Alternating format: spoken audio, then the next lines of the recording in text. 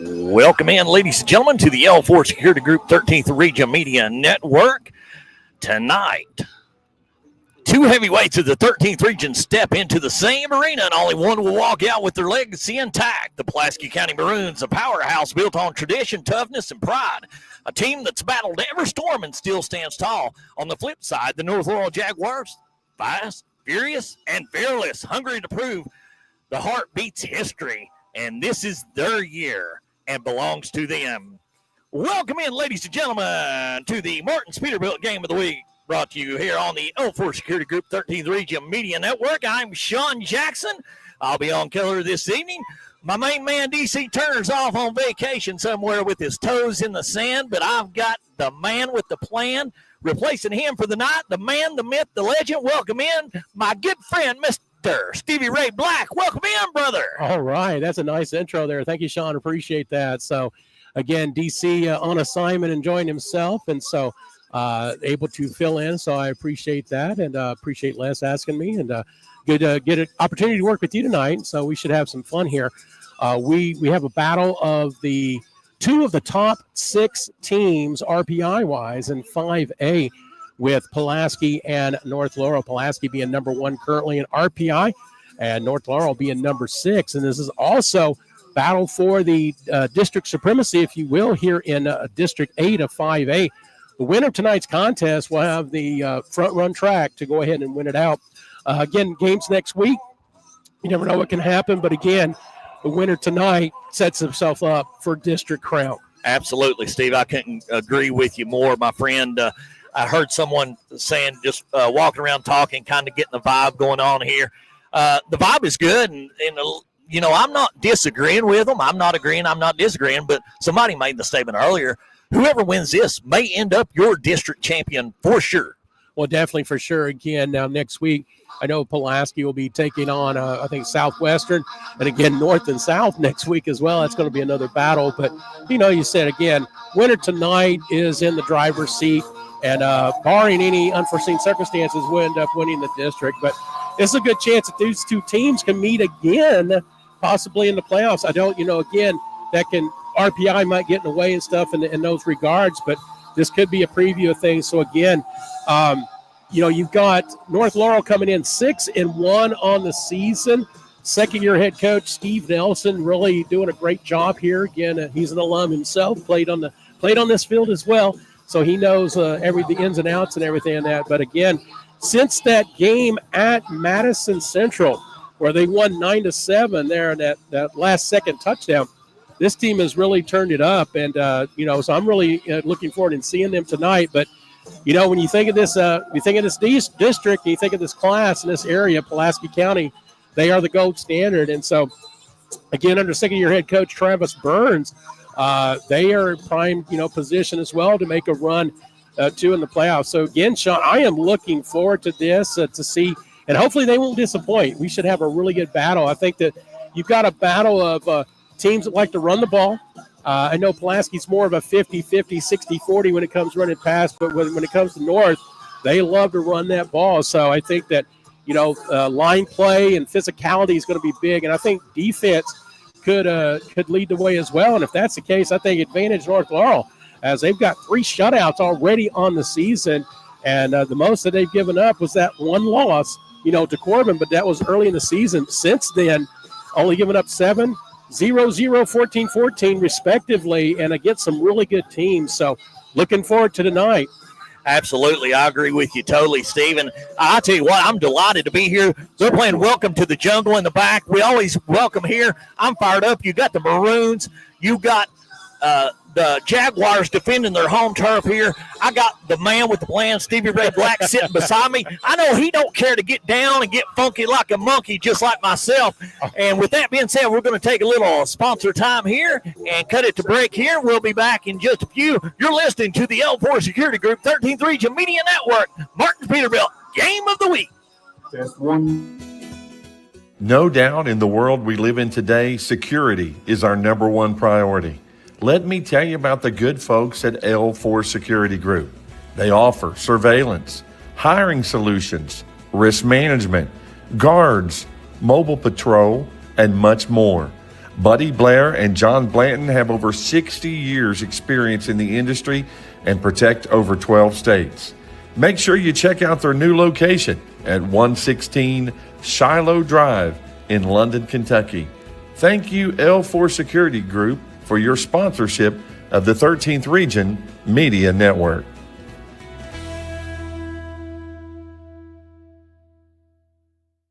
The Martin family has been in the trucking industry for over 3 generations. My grandfather started this company selling salvage parts in the 1960s, and we're celebrating over 20 years as a Peterbilt dealer. Although we've grown and changed over the years, our focus has always been on you.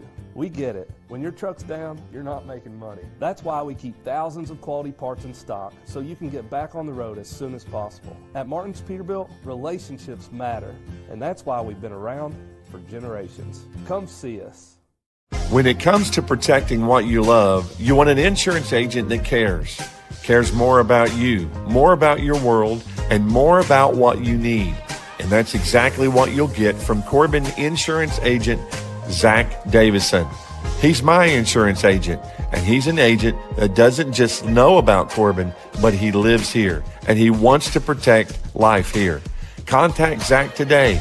It's located on Cumberland Falls Highway in Corbin, Kentucky. You're in good hands with Allstate. We blaze trails where others won't, refusing to settle for the status quo. We hunger for something more, and we'll stop at nothing to achieve it. Riding across great plains, over mountain passes, and through the heart of America to see more, feel more, be more. This is our American dream. Ride with us. Life is full of surprises. Some good, some unexpected. That's why you need protection for your home, your car, and your family's future. I'm Agent Jimmy Storm, your local Kentucky Farm Bureau agent, and I'll help you find personalized coverage that fits your needs and your budget. Call me today at 606-528-2030 for a free quote and a peace of mind. You take us to break, okay? Yep. I just done it. No, you're fine. Gondolier's Italian Restaurant and Pizza had been around since 2009. They're locally owned and operated and enjoy sharing their made-from-scratch Italian favorites, such as oven-fresh pizza and the sweetest desserts in the London and surrounding community. They use fresh ingredients and offer something for everyone's taste. Pizza, pasta, burgers, wings, sandwiches, and lots more. And don't forget those made-from-scratch cakes. Whether you're a beloved customer or for the first time, we'd love to welcome you to Gondolier's Italian Restaurant, off exit 41 in London. Laurel County Sheriff John Root would like to wish all the student athletes of the 13th Region a very happy, successful, and injury-free season. He'd also like to invite you to come see the brand new state-of-the-art Sheriff's Office located at 1380 Kentucky 192 East in Laurel County. From all the staff serving Laurel County, we thank you for being proud sponsors of the 13th Region Media Network. Restyles Consignment Store now open Tuesday through Saturday, 11 a.m. to 5 p.m., 506 4th Street, Corbin. We take gently used, nearly new items on consignment, and we take donations. Shop for housewares, clothing, shoes, baby items, and more. We even have things for the guys. Restyles Consignment Store. We do the work while you make a profit. Let me introduce you to pharmacist Sierra Swords and the good folks at Heritage Pharmacy.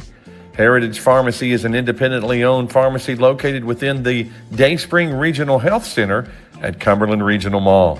They offer prescription refills, consultation, OTC medications, immunizations, and have a convenient drive-through.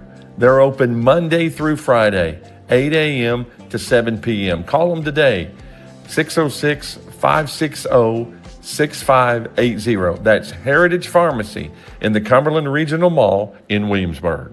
Are you ready to turn your real estate dreams into a reality? If so, call my good friend Sean Disney with USA Realty. Over 27 years of banking experience in commercial and real estate lending and 4 years experience as a multi-million-dollar producing agent. He's honest, professional, and committed to the success for you and your family. Call Sean today at 606 620-8350. He's ready and waiting to make your real estate dreams come true. This is Donovan Storm here, the manager at the Kentucky Farm Bureau office of South Laurel Agency here on West Cumberland Gap Parkway in Corbin. My office offers a full line of insurance products to protect your family and your business needs. We offer home, auto, life, health, workers' compensation, and business insurance. I have a friendly staff that's ready to assist you. Give us a call at 528-2030. Again, my staff is located at 1456 West Cumberland Gap Parkway, Corbin, Kentucky. If you have a building project, please consider the good folks at Aikens Construction and Excavating. Their company's history is rooted in a family legacy passed down from generation to generation. They have over 50 years of home building experience. They will build any size house. They've built commercial jobs such as banks, gas stations, and restaurants. And more importantly, they'll take care of the whole process. You won't have to worry about it. Call Jordan Aikens today, 606-215-7531. Proud sponsors of the 13th Region Media Network. No doubt in the world we live in today, security is our number one priority. Let me tell you about the good folks at L4 Security Group. They offer surveillance, hiring solutions, risk management, guards, mobile patrol, and much more. Buddy Blair and John Blanton have over 60 years experience in the industry and protect over 12 states. Make sure you check out their new location at 116 Shiloh Drive in London, Kentucky. Thank you, L4 Security Group, for your sponsorship of the 13th Region Media Network.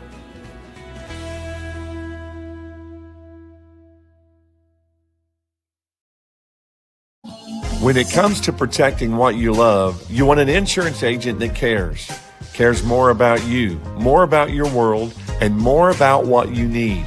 And that's exactly what you'll get from Corbin insurance agent Zach Davison. He's my insurance agent, and he's an agent that doesn't just know about Corbin, but he lives here, and he wants to protect life here. Contact Zach today. It's located on Cumberland Falls Highway in Corbin, Kentucky. You're in good hands with Allstate. We blaze trails where others won't, refusing to settle for the status quo.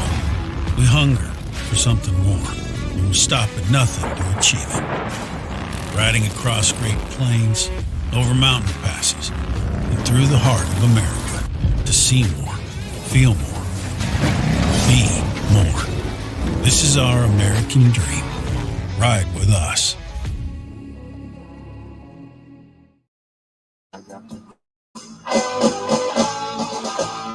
Life is full of surprises. Some good, some unexpected. That's why you need protection for your home, your car, and your family's future. I'm Agent Jimmy Storm, your local Kentucky Farm Bureau agent, and I'll help you find personalized coverage that fits your needs and your budget. Call me today at 606-528-2030 for a free quote and a peace of mind.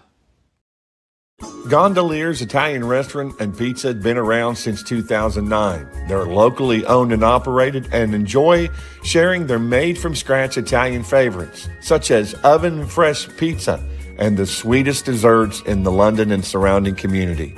They use fresh ingredients and offer something for everyone's taste. Pizza, pasta, burgers, wings, sandwiches, and lots more. And don't forget those made-from-scratch cakes. Whether you're a beloved customer or for the first time, we'd love to welcome you to Gondolier's Italian Restaurant, off exit 41 in London. Laurel County Sheriff John Root would like to wish all the student athletes of the 13th Region a very happy, successful, and injury-free season. He'd also like to invite you to come see the brand new state-of-the-art Sheriff's Office located at 1380 Kentucky 192 East in Laurel County. From all the staff serving Laurel County, we thank you for being proud sponsors of the 13th Region Media Network. Restyles Consignment Store now open Tuesday through Saturday, 11 a.m. to 5 p.m., 506 4th Street, Corbin. We take gently used, nearly new items on consignment, and we take donations. Shop for housewares, clothing, shoes, baby items, and more. We even have things for the guys. Restyles Consignment Store. We do the work while you make a profit. Let me introduce you to pharmacist Sierra Swords and the good folks at Heritage Pharmacy. Heritage Pharmacy is an independently owned pharmacy located within the Dayspring Regional Health Center at Cumberland Regional Mall. They offer prescription refills, consultation, OTC medications, immunizations, and have a convenient drive-through.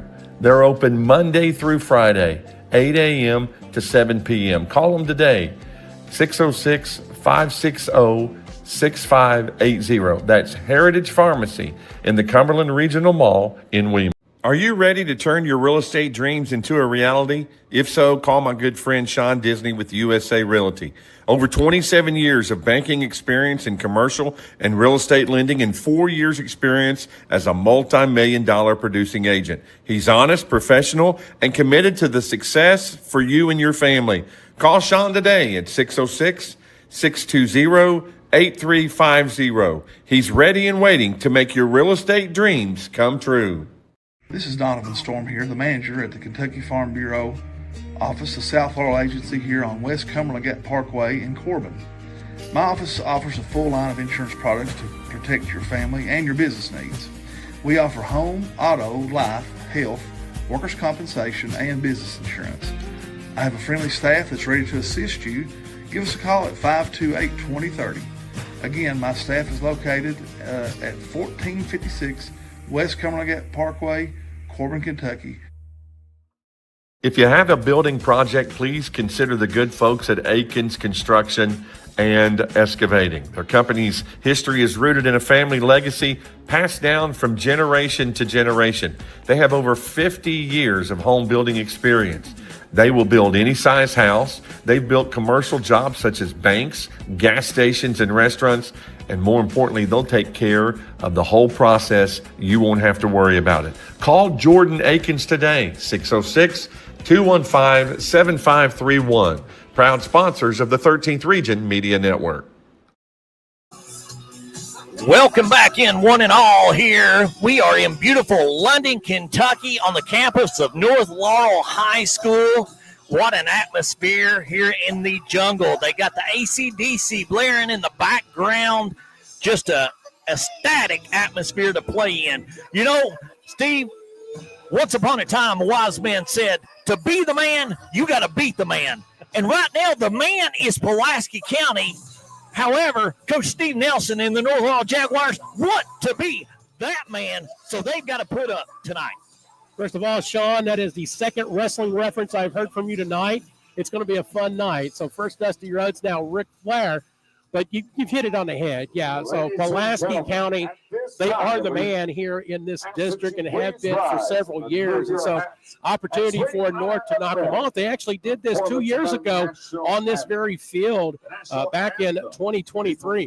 We're going to pause right now as we get ready to do our national anthem, and then we'll be back in just a moment. The Martin family has been in the trucking industry for over 3 generations. My grandfather started this company selling salvage parts in the 1960s, and we're celebrating over 20 years as a Peterbilt dealer. Although we've grown and changed over the years, our focus has always been on you. We get it. When your truck's down, you're not making money. That's why we keep thousands of quality parts in stock so you can get back on the road as soon as possible. At Martin's Peterbilt, relationships matter, and that's why we've been around for generations.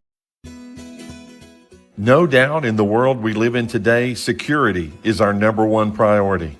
Let me tell you about the good folks at L4 Security Group. They offer surveillance, hiring solutions, risk management, guards, mobile patrol, and much more. Buddy Blair and John Blanton have over 60 years experience in the industry and protect over 12 states. Make sure you check out their new location at 116 Shiloh Drive in London, Kentucky. Thank you, L4 Security Group, for your sponsorship of the 13th Region Media Network.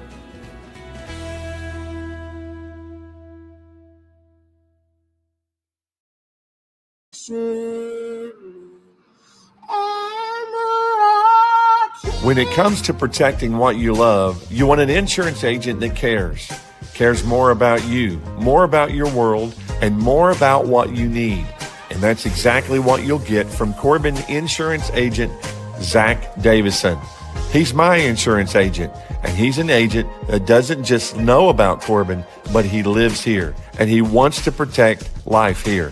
Contact Zach today. It's located on Cumberland Falls Highway in Corbin, Kentucky. You're in good hands with Allstate.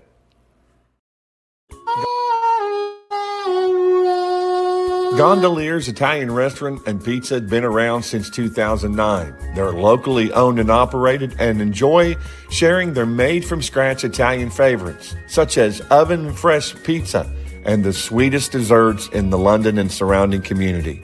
They use fresh ingredients and offer something for everyone's taste. Pizza, pasta, burgers, wings, sandwiches, and lots more. And don't forget those made-from-scratch cakes. Whether you're a beloved customer or for the first time, we'd love to welcome you to Gondolier's Italian Restaurant, off exit 41. Laurel County Sheriff John Root would like to wish all the student athletes of the 13th Region a very happy, successful, and injury-free season. He'd also like to invite you to come see the brand new state-of-the-art Sheriff's Office located at 1380 Kentucky 192 East in Laurel County. From all the staff serving Laurel County, we thank you for being proud sponsors of the 13th Region Media Network.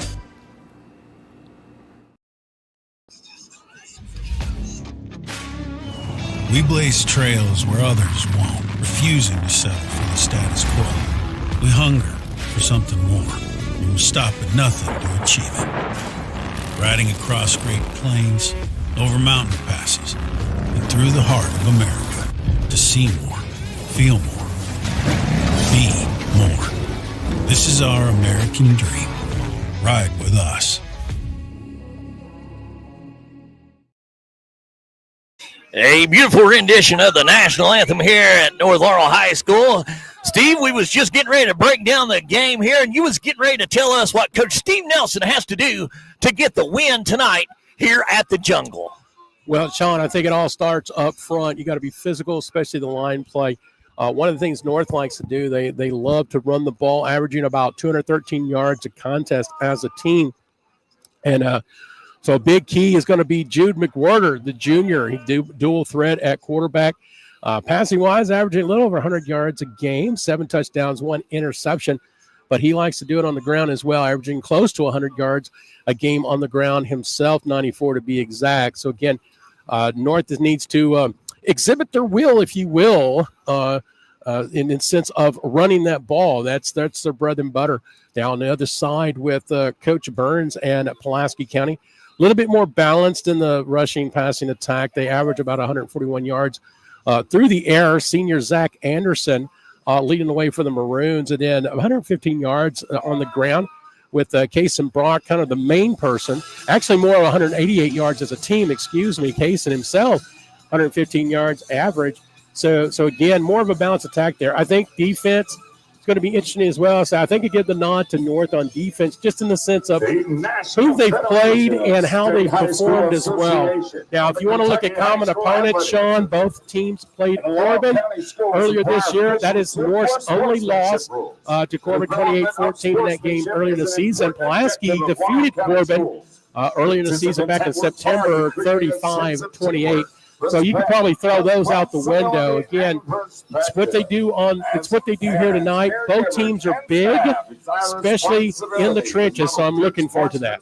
Well, I think you hit it right on the head when you said both teams are big. And if North Laurel has any, what I would call, not an advantage, but maybe something to catch Pulaski off guard, it would be that they match up with them on the line size-wise than the past teams have with Pulaski, as they towered over most of their defensive lines with their offensive line. North Laurel, however, they match up really good on the line, defensive, offensive as well. So pound for pound, strength, speed, they match up really good. I think that might be the key to the whole game on both sides of the ball. Like you said, in the trenches, maybe where the biggest battle is tonight, and whoever wins that battle in the trenches could take home the win. Most definitely, Sean. And another thing that it's an obvious statement that I'm about to make, but again, I think, the X factor will be ball security, who keeps control of the football. Defensively, both teams, let's see, with North, 7 turnovers that they've taken away, 5 interceptions, 2 fumble recoveries on the season. Pulaski, 2 picks with 8 fumble recoveries. So, again, pretty even in that part defensively. So, who can win that turnover battle tonight as well? So, again, they always say you got to be good at all three facets of the game, right? Offensively, defensively, special teams. So we'll see what happens there. Both teams right now, as you can see on your video screen, coin toss has been made. Each team shaking hands, ready to go, and we're about ready to start here. About 2 minutes away, as they play a little Sandman here in the background. So getting everybody pumped and ready to go.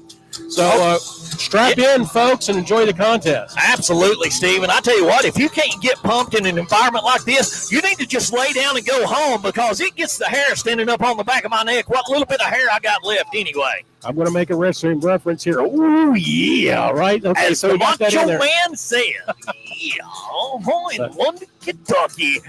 But anyway, Stephen, I'm telling you, I'm delighted to be here. I'm anxious. I'm excited about this. I tell you what it's going to come down to, really. Big key, discipline. You got to have that discipline. In big games, discipline will win your ball games. You got to stay away from the penalties. You got to stay away from the silly mistakes, and you have to stay away from turnovers. Whoever does that, DC, will take the win home tonight as the Pulaski County Maroons come onto the field here carrying the American flag. Looking good, and double foul line here, as always, a very well-disciplined team. As North Laurel waiting to come out here. North Laurel, another well-disciplined team, very well-coached teams. And that's the thing about it. If I call you DC, I apologize. I'm used to DC. But, Steve, as you see North Laurel coming out here 2 by 2 as well, very well-disciplined, very well-coached, very hard play. That makes for an exciting game, and I'm fired up here in the jungle, man. Let's get at it, Stevie Ray. All right. Now, a couple of notes tonight. North, of course, will be going without Cam Anderson, wide receiver, broke a collarbone 2 weeks ago, and that contest versus Collins. R.J. Noble out tonight as well, another wide receiver, so a little bit thin in the wide receiver department there for the Jaguars, but others will step up as good teams do. And so, just like Sean said, Pulaski out on the field. Now North Laurel coming through, as you can see on your video screen. They're going to bust through, as it says the Jaguars on the hunt, and they're on the hunt for a district title. And the clock is run down to 0, so we'll get started here in just a moment. And once again, I'll apologize in advance. I'm pulling a little double duty here of the computer and the camera and talking as well with color. But, most people that know me know I can't walk and chew gum at the same time. So they're usually pretty patient with me, but I'll do the best I can. We'll have a good time. We'll bring you this ball game, and we're just delighted for everybody out there to be listening on the L4 Security Group 13th Region Media Network. Very good. He's going to be the color commentator. He's our cameraman and the executive producer. And that is Sean Axon Jackson. So you don't get that nickname for nothing, right? He's got a lot of the action. I don't know about that, man. I'm getting kind of old, and the action's kind of faded away as I've progressed over the years. But we'll have fun either way. All right, Jaguars will kick things off to get things started here. Both teams on the field, ready to go.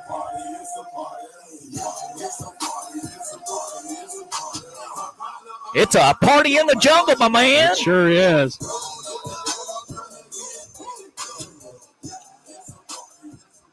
And it's funny looking at the roster there, number 12 kicking off. I do not have a number 12 on my roster as the whistle blows on the kickoff. So we'll just call him the kicker. If we find out who that is, we will recognize their name later on. But again, looks like a penalty on the kicking team, so that's going to put the ball back. And we will re-kick.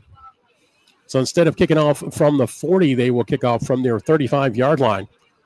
So a good opportunity for Pulaski County to get some good field position to start the contest.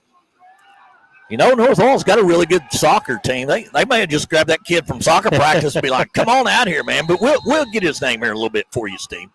All right, number 1 and number 6 teams RPI-wise in 5A getting set and the kickoff. Straight up the gut, Pulaski County, they get to about the 44-yard line for getting tackled there. Miller's kick, run back by Casey Brock. So Case and Brock on the return from Miller's kick. So I'll have to say this, I'm going to rely on the PA guy because I can hear him well, and so that'll help us with some names too. So the ball going to be officially spotted at the 44-yard line. 1st and 10, Pulaski County. In Zach Anderson, senior at quarterback. Case and Brock, among others, will be running here. 4 wide receiver set, fake. Pass complete over to Brock. Gets good yardage, close to first down.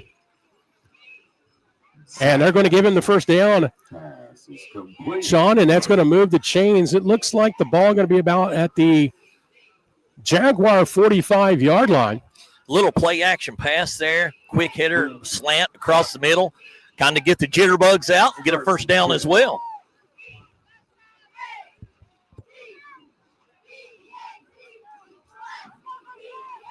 In motion, number 20, Ford.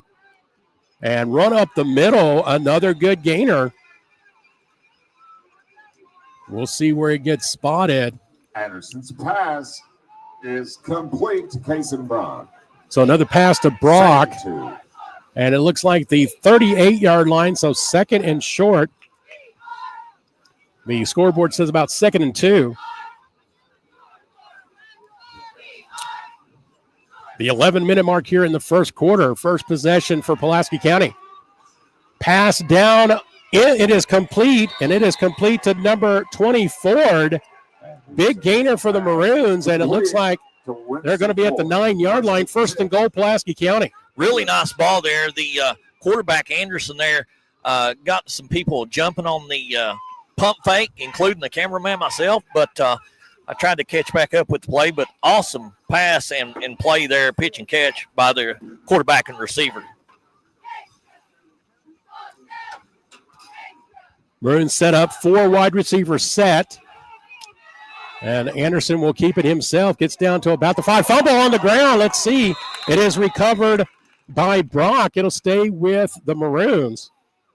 And if you're the Maroons, you hate to see that. I was just talking about that just a couple of minutes ago about you got to stay away from the turnovers if you're either team wanting to have success. So that'll be a loss on the play. 2nd and goal. Ball at the 10-yard line. So 2nd and 10.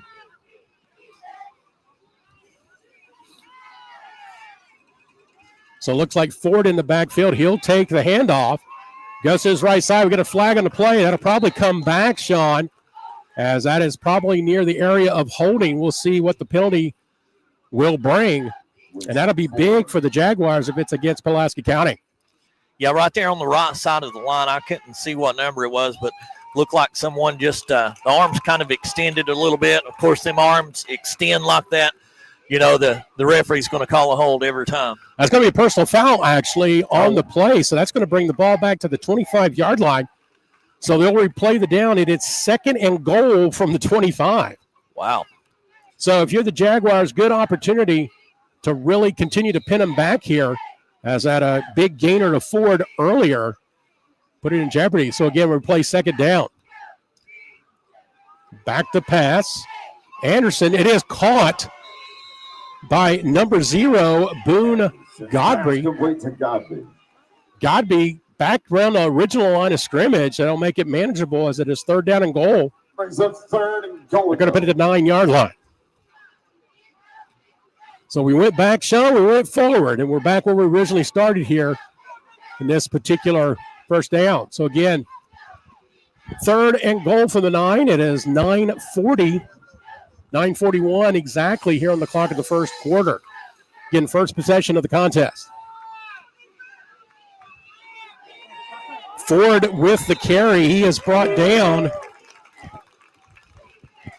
And that is number 1, Fultz on the tackle. Ford on the carry, brought down by the Jags, Braxton Fultz. Looks like brings up Fultz. fourth down. Fourth down and 9. They're going to go ahead and attempt the field goal, Sean. And they're going to spot it at the 15, so a 35-yard attempt. Bryson mounts to attempt the field goal. Kick is up, and I believe that is wide right. No good. And so the Jaguars dodge a bullet, and the first possession, and they'll get their own possession. We'll go ahead and take a quick break ourselves. 9 minutes to go here in the first quarter. Back in a moment on the Martin's Peterbilt Game of the Week with L4 Security, 13th Region Media Network. We blaze trails where others won't, refusing to settle for the status quo. We hunger for something more, and we'll stop at nothing to achieve it. Riding across great plains, over mountain passes, and through the heart of America to see more, feel more, be more. This is our American dream. Ride with us.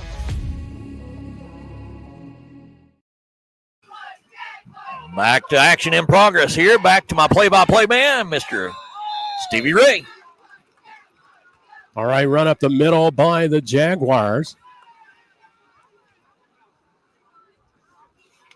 I believe that was number 28, Robinson.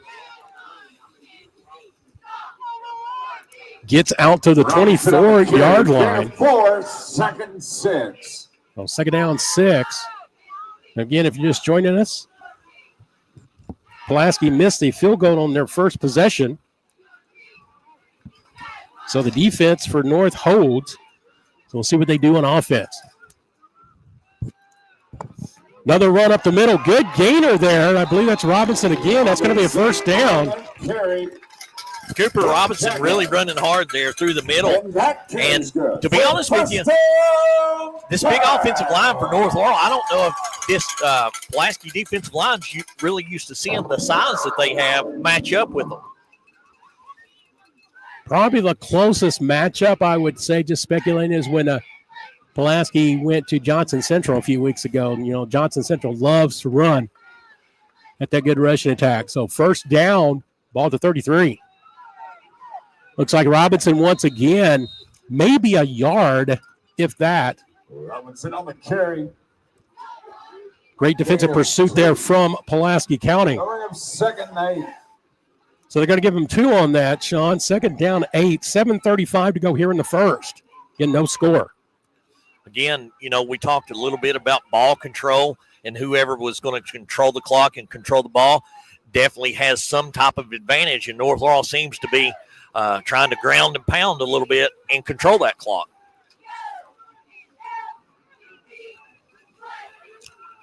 Right now, McWhorter under center, Robinson backfield. He's going to take it. He gets through the first initial contact of the line, gets another maybe 2 to 3 yards, makes it a third down and manageable.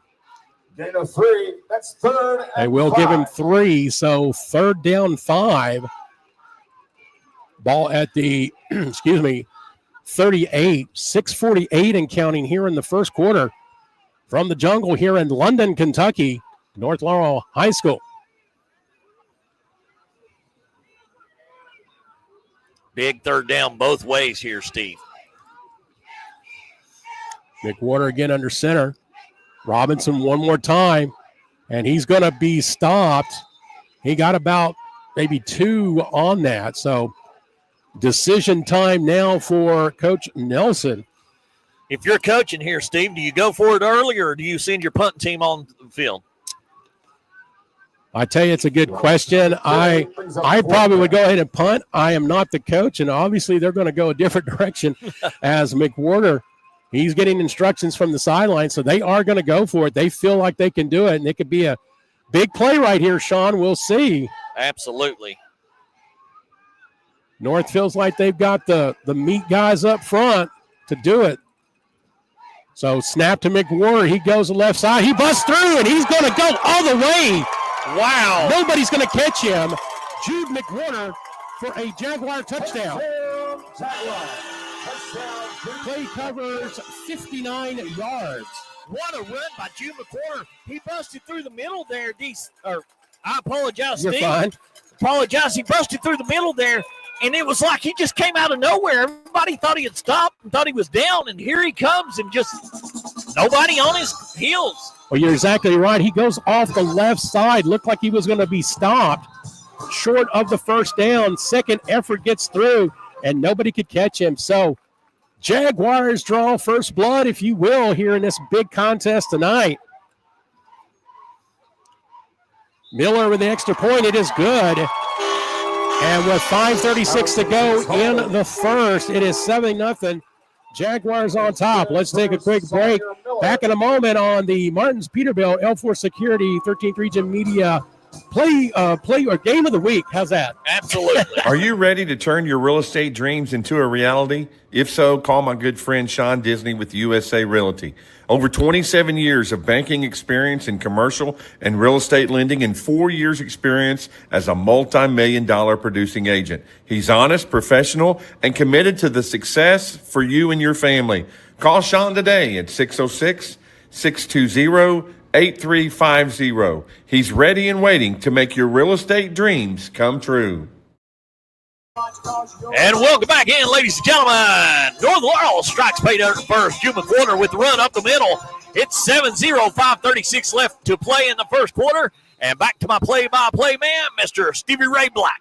Sean, we were talking on the break. I think this definitely for North Laurel striking first, going to give them a lot more confidence. They know they can stop them on defense. They've proved that.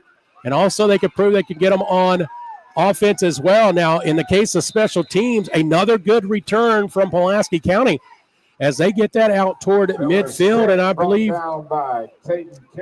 so. Number 6, McNown, on the return, brought down by Carrier. That's going to put the ball at the 48-yard line, Sean. So Pulaski County in great field position to start their second possession. Really good field position here. Let's see if Pulaski County can capitalize on it. Again, Anderson in the backfield. In motion is Ford. They're going to give it to Brock. And Brock gets some good yardage over into North Laurel territory at around the 46-yard line. So a nice gainer on first down. Brock, another hard runner, just like McWhorter. McWhorter plays quarterback, for the Jaguars, but he runs like a fullback or like an old-school fullback, just like Brock as well. 5 minutes to go here in the first quarter. 7-0 North on top. Now Anderson looking to the sidelines here. Plenty of time on the play clock. Brock is with him in the backfield. 4 wide receiver set. They give it to Brock up the middle. He breaks through. Another first down and then some. Number 15, that is Roark. Number 21, Nance, in on the tackle. But it will move the chain, Sean. Another first down, and that puts the ball at the 39-yard line. Nance in on a lot of tackles. I know in the past weeks we've watched them play and broadcasted. Nance really flies around the field to the ball. And again, big key on defense for the Jaguars. Same set for Pulaski. Anderson back to pass. Going across, gets a hitter there. And that is number 0. That is Godby. Pass is complete to Godby. Big gainer for another first down on this drive. So, again, Pulaski not having trouble moving the ball. It's when they get in the red zone where they had their issues. And, again, they had that penalty in the first attempt that kind of set them back. But right now they are at the 18, 1st and 10. 4 minutes to go here in the first.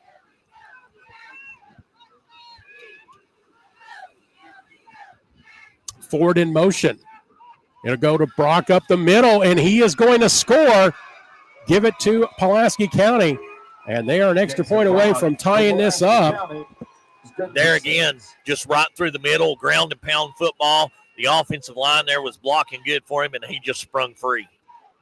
So that's at the 3:46 mark. And so we are an extra point away. They're actually going to go for 2 here, Sean, so they're going to look to take the lead. Wow. A little gamble here early by the Maroons. Well, they're not having any trouble. Now they've gone ahead and switched. Now they're going to go to extra point. Oh, okay. So kind of showing something a little bit different, but Mounts, his kick is up, and this time it is good. So 3:46 to go here in the first. We are tied at 7. Back in a moment on the Martin's Peterbilt L4 Security 13th Region Media Network's Game of the Week. If you have a building project, please consider the good folks at Aikens Construction and Excavating. Their company's history is rooted in a family legacy passed down from generation to generation. They have over 50 years of home building experience. They will build any size house. They've built commercial jobs such as banks, gas stations, and restaurants. And more importantly, they'll take care of the whole process. You won't have to worry about it. Call Jordan Aikens today, 606-215-7531. Proud sponsors of the 13th Region Media Network. Welcome back in, ladies and gentlemen. The L4 Security Group 13th Region Media Network, Martin Peterbilt Game of the Week. And we're tied up 7-7 here. We have a battle on our hands, Mr. Stevie Ray. Yeah, Pulaski County and answering very quickly. And again, the big part of it was that nice return about midfield. So Mounts will kick things off here. And North will return it, a good returner themselves to about the 35, 36-yard line. So good field position to start for the Jags. So both teams getting touchdowns. So we're back square here at 7, 3:38 to go here in the first. And they're going to spot that at just shy of the 35-yard line. And it makes you wonder, seeing some explosive offense, we may end up having a high-scoring game here. Well, any indication of what we've seen so far could be. Now, the thing about it is both teams like to run the ball a lot. Again, we know that Pulaski will mix it up a little bit passing. So, again, we've played a lot of the first quarter already. And this is the second possession now for both teams. And McWhorter will go on the keeper. And he will be brought down. We'll give that one to Finley, number 1. Late flag coming in there, Steve, after the play was over. Good observation there, Sean. We'll see what happens there. That could, again, late, it could be indication of on the defense. We'll see. And we get a personal foul. That's going to be on Pulaski County. So that's going to give Jaguars a big chunk there in the first down. So you're talking about penalties and kind of a discipline earlier, Sean. 2 personal foul calls already against Pulaski County. And that's going to put the ball in Maroon territory. I'm a firm believer, discipline will win you ball games in the big ball games against good teams. Robinson in the backfield. And he gets the ball. Good short gain there. Gets around, we'll say about the 44 off the left side. On the carry. Yeah, Robinson, a hard runner, really kind of a workhorse for this North Laurel offense. So they're going to officially mark it at the 45-yard line. They call it 2nd and 8. Under 3 minutes now here in the opening quarter. As you can see the score on your video screen, 7-all. You look across that offensive and defensive line, there are definitely some big meat eaters down there. They definitely don't miss any meals, do they? Most definitely. Robinson again off to the right side. He gets initially grabbed by number 42, Brian Ford. And again, another short gain, bringing a 3rd and long. That brings up 3rd and 7. Going to get about 3rd and 7 officially. So maybe they just put the ball on the other side of the 45. It didn't look like he gained much, but now the scoreboard still says 8. We'll keep it at that, at 8 or 7, no matter what, Sean. It is a long 3rd down opportunity. Absolutely. Big 3rd down right here for North Laurel. McWhorter back to pass, and he's going to be brought down. He is sacked. And I believe that was 68, Tristan Clark. Brought down in the back. Big tackle there. So loss of 4. And actually behind the chains now, it's going to be like 4th and about 12, and I think they will punt it this time. Yeah, I think North Laurel will probably play it safe here. kind of don't blame them in this situation. You know, you tied up 7-7. You don't want to take no unnecessary risk being fourth down. Now, from the looks here, Sean, it is McWhorter punting. So, hey, you never know what can happen here. So we'll see. But 4th and 12, probably a little bit too long to do that, and he will kick it. And fair catch by number 7, Will Adams. And so Pulaski County will get possession. We'll keep it right here. So 1:09 to go here in the first quarter, tied at 7. So each team, Sean, 2 possessions, filling each other out. Both teams have had successes on one of those possessions, so pretty even so far. Pretty even so far. You know, it kind of makes you feel like maybe even turn into a little bit of a chess matchup here. And who's going to do what, who's going to control the clock and continue to advance the ball. All right, the senior Anderson brings the troops out. Again, same offensive setup pretty much. And we'll go up the middle with Brock. Brock has had great success up the middle tonight, so he must be seeing something, some kind of chink in the armor of the Jaguar defensive line. He's able to exploit that. So he gets a nice little, another gain here on first down. Looks like the ball is going to be at the 27. And that'll be second down at about 5 or 6. The big boys there in the trenches just really doing battle there and trying to open up the holes. And we knew it was going to be a battle with the beef up front. Oh, Brock, it's a fake, and it's a pass over to number 7, complete. That's Will Adams. And another big gainer, and it looks like he'll get over to the Jaguar side of the field. So another first down by Pulaski County, and that's the thing that Pulaski has, Sean. They've got that balance of run and pass, and they've mixed it up really good. Now it looks like a late penalty, and that's going to go against Pulaski. So that all for naught. So again, penalty-wise, that is at least the 3rd penalty of significance for Pulaski County here in the first quarter. I was just getting ready to compliment Will Adams for tucking that ball and getting upfield and getting some positive yard out of it, but I did not see the dirty laundry come out. So this may be the last play of the first quarter, 20 seconds and counting.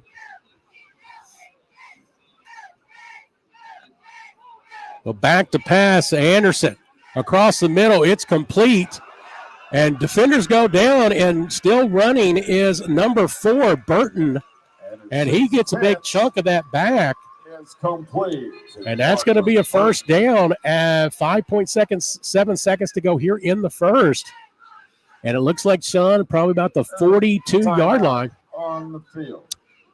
And we got a timeout on the field right now as a Jaguar player is down. And we'll go ahead and take a break real quick as they attend to that. So, no, look, we'll just keep it right here. Shawnee's back up pretty quick. And number 21, Bryson Nance. So, and Bryson, really a big key for North Laurel's defense as well. Hopefully he's okay. He is coming off under his own power, which is a good sign, but he's obviously in some pain. So, coach is helping him off. So, again, a big part of that defense, favoring looks like a leg there, but we're no doctors, so we'll let them figure it out. So hopefully he's okay, maybe to return later. We will see. Yeah, we don't want to see anyone get injured, especially, someone so important to the defense. Sean, they've let the clock run, so we've completed 1 quarter of play. Your score tied at 7. Back for the second quarter on the Martins Peterbilt L4 Security 13th Region Media Network Game of the Week. The Martin family has been in the trucking industry for over 3 generations. My grandfather started this company selling salvage parts in the 1960s, and we're celebrating over 20 years as a Peterbilt dealer. Although we've grown and changed over the years, our focus has always been on you.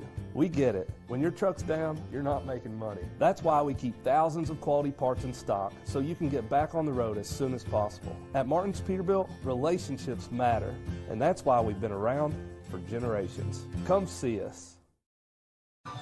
Welcome back into the L4 Security Group, 13th Region Media Network, Martins Peterbilt Game of the Week. So far, Steve, it's been a battle. We're knotted up at 7 apiece and getting ready to start the second quarter here. Jude McWhorter, 59-yard touchdown run in the first quarter there to take the lead. It was Ford for Pulaski getting the touchdown pass, 18-yard, run, actually, to tie things up. Anderson Pass complete in the flat. Looks like Brock. He's going down the sideline, stepped out of bounds, but not before he got about a good 5 or 6. They're going to put the ball at around the 46-yard line. If he didn't step out of bounds over there, he had some green out in front of him as well up that sideline. I think he just got a little anxious there and stepped on the line. So gain of 4 on the play, 2nd down and 6. The thing about Brock, he's a good runner, but also he is one of the top go-tos when it comes to the pass department. He goes the run this time, and he goes through the line. Another flag on the play. This probably will come back. We will see. As it was an offensive backfield. Yeah, in the interior there where you would suspect a hold. So and you're right, Sean, holding call against Pulaski County. So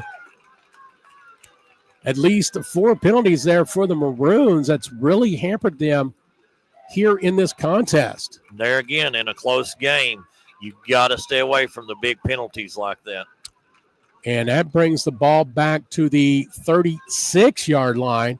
2nd down and 16. They got to get to the Jaguar 48-yard line. So good opportunity here for the Jag defense. Back to pass Anderson. Looks downfield and hit as he completes the pass, but it was a completion nonetheless. Winston Ford. To Parker Burton. There's a flag on the play. Another flag. Down by Novell's number 16, Colton Gilbert. So number 16 was definitely a good hit. Don't know. Are they going to call him for targeting here?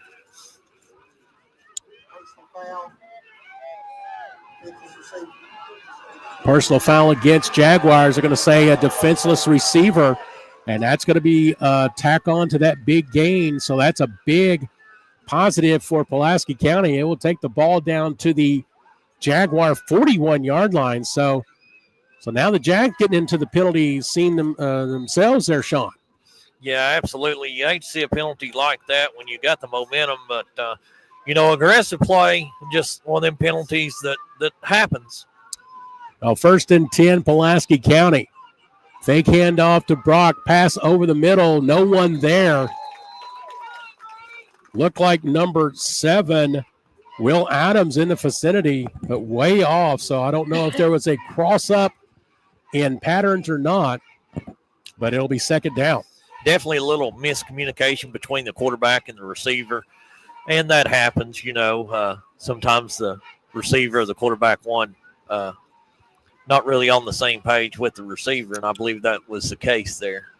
So 4 wide receiver set, 3 to the far side. Again, Brock in the backfield. And the fake handoff, pass over to Ford. He's got some room down inside the 25, inside about the 24. So another 1st down for Pulaski County. Good quick hitter across the middle there, and then he was able to get some good positive yard out of it before the North Laurel defensive backfield collapsed on him. Guess what, Sean? Another flag. And so that is the theme of tonight. That flag goes against Pulaski County. So that big gainer off and not once again, as that's going to put the Maroons back. So I was afraid you was going to say that. I hadn't seen it yet. So it came out kind of late. I didn't see it there, but that's going to put the ball at the 46. And so behind the chains, and now the marker on the field says 3rd down. The scoreboard says 2nd down. So I don't know. I mean, I'd say that's a 2nd down because you're going to replay the down here. You would think so. 2nd down, 15. And now they change it on the field. So handoff to Brock going off the left side. He doesn't get much there as the Jag defense bows up and stops. A late flag. Yeah, somebody took a shot to the face mask, it looked like, over there, and I didn't see exactly who, but the flag definitely came out on that one. So flags are the color of the day is yellow right now as that we get another flag. So 3rd personal foul penalty against Pulaski County, Sean. You hate to see that dirty laundry in a big game like this. Now, I know that this is a big game, and, this is for some bragging rights, but also for the driver's seat in the district. But, cooler heads need to prevail. You cannot do things like that and expect to win. Absolutely. Pulaski County kind of shooting themselves in the foot here in this contest. A lot of times also when a player gets a little heated and then they respond, the response is what gets the flag. That being said, we'll cut away to a commercial break here right quick, get some sponsor time in. You're listening to the L4 Security Group 13th Region Media Network. Martin Peterbilt, Game of the Week. When it comes to protecting what you love, you want an insurance agent that cares more about you, more about your world, and more about what you need. And that's exactly what you'll get from Corbin Insurance Agent Zach Davison. He's my insurance agent, and he's an agent that doesn't just know about Corbin, but he lives here, and he wants to protect life here. Contact Zach today. It's located on Cumberland Falls Highway in Corbin, Kentucky. You're in good hands with Allstate. Welcome back in, one and all, here on the 13th Region Media Network, brought to you by L4 Security Group, presenting the Martin's Peterbilt Game of the Week. And we're knotted up at 7 apiece, and I'm going to turn it back to my play-by-play man, Mr. Stevie Ray. So a couple of penalties right now make it a third down, and we'll say East Bernstead, right? And as we're that far about, so again, officially 28 on the third down here. So Anderson back to pass. Passing over the middle. He's got a runner. He's got one. Brock with the completion. Another flag. He breaks a tackle, and he looks like he's going to score, and he does, but we'll see what happens with the flag. So that was completed to Kason Brock. Interested to see what that flag is come in. Unless it's a face mask or something like that, I'm not sure what it would be because it came in after the catch. If it stands, Sean, 69 yards unofficially on the touchdown play. We'll see. All indication looks like it's against North Laurel as Pulaski County is setting up for the extra point. Touchdown's good. Foul. Hit here with the defense. Penalized on the kickoff. So called against North Laurel? Yeah, personal foul against the Jaguars, so they will apply that to the kickoff. So I think what we saw there, though, Sean, not good tackling from the Jaguars defense. It was a nice pass play by Anderson over the middle on a 3rd and 28. The kick, botched snap there, and it's going to be no good. So PAT, no good. Pulaski takes a 13-6 lead with 10:22. 13-7 lead, 10:22 to go in the half. We'll take a quick break as we update our score. You are watching the L4 Security 13th Region Media. I'm going to get that out at one point, right? 13th Region Media Network, Martin's Peterbilt Game of the Week. Back in a moment. Laurel County Sheriff John Root would like to wish all the student athletes of the 13th Region a very happy, successful, and injury-free season. He'd also like to invite you to come see the brand new state-of-the-art Sheriff's Office located at 1380 Kentucky 192 East in Laurel County. From all the staff serving Laurel County, we thank you for being proud sponsors of the 13th Region Media Network. Welcome back in, ladies and gentlemen. The L4 Security Group 13th Region Media Network, Martin's Peterbilt Game of the Week. Please be patient with myself and Mr. Stevie Ray. Stevie Ray, of course, it is a tongue twister, but we love all of our sponsors, especially L4 Security Group, the corporate sponsor, and Martin's Peterbilt for sponsoring the Game of the Week each week. Great sponsors among others that you've been showing tonight. And so without those sponsors, Sean, we can't do the things that we do. And so, again, we thanks for those partnerships to allow us to bring this great action. So here we go on the kickoff. Again, the penalty will allow Pulaski County to kick the kickoff into the end zone. 10:22 to go here in the first half. And the Maroons take a lead off of that 69-yard touchdown pass. And, again, that was on a 3rd and 28. That really hurts. That hurts bad if you're North Laurel, 3rd and 28 like that. And then the tackling just wasn't there, and the receiver, unfortunately for North Laurel, knew what to do with it once he got it. The Jaguars will start at their 20-yard line. McWhorter handing off to Robinson off the left side. He's got the edge and a good gainer there as he gets about 7 or 8 off of that first down run. And Cooper Robinson, he's one of them running backs. He's pretty smart. He sees the field good. He follows his block. You don't want to give him the edge because once he gets the green in him, he's definitely got some wheels. Give him 9 on the play, 2nd down and 1, ball at the 29-yard line. 9:53 and counting till halftime.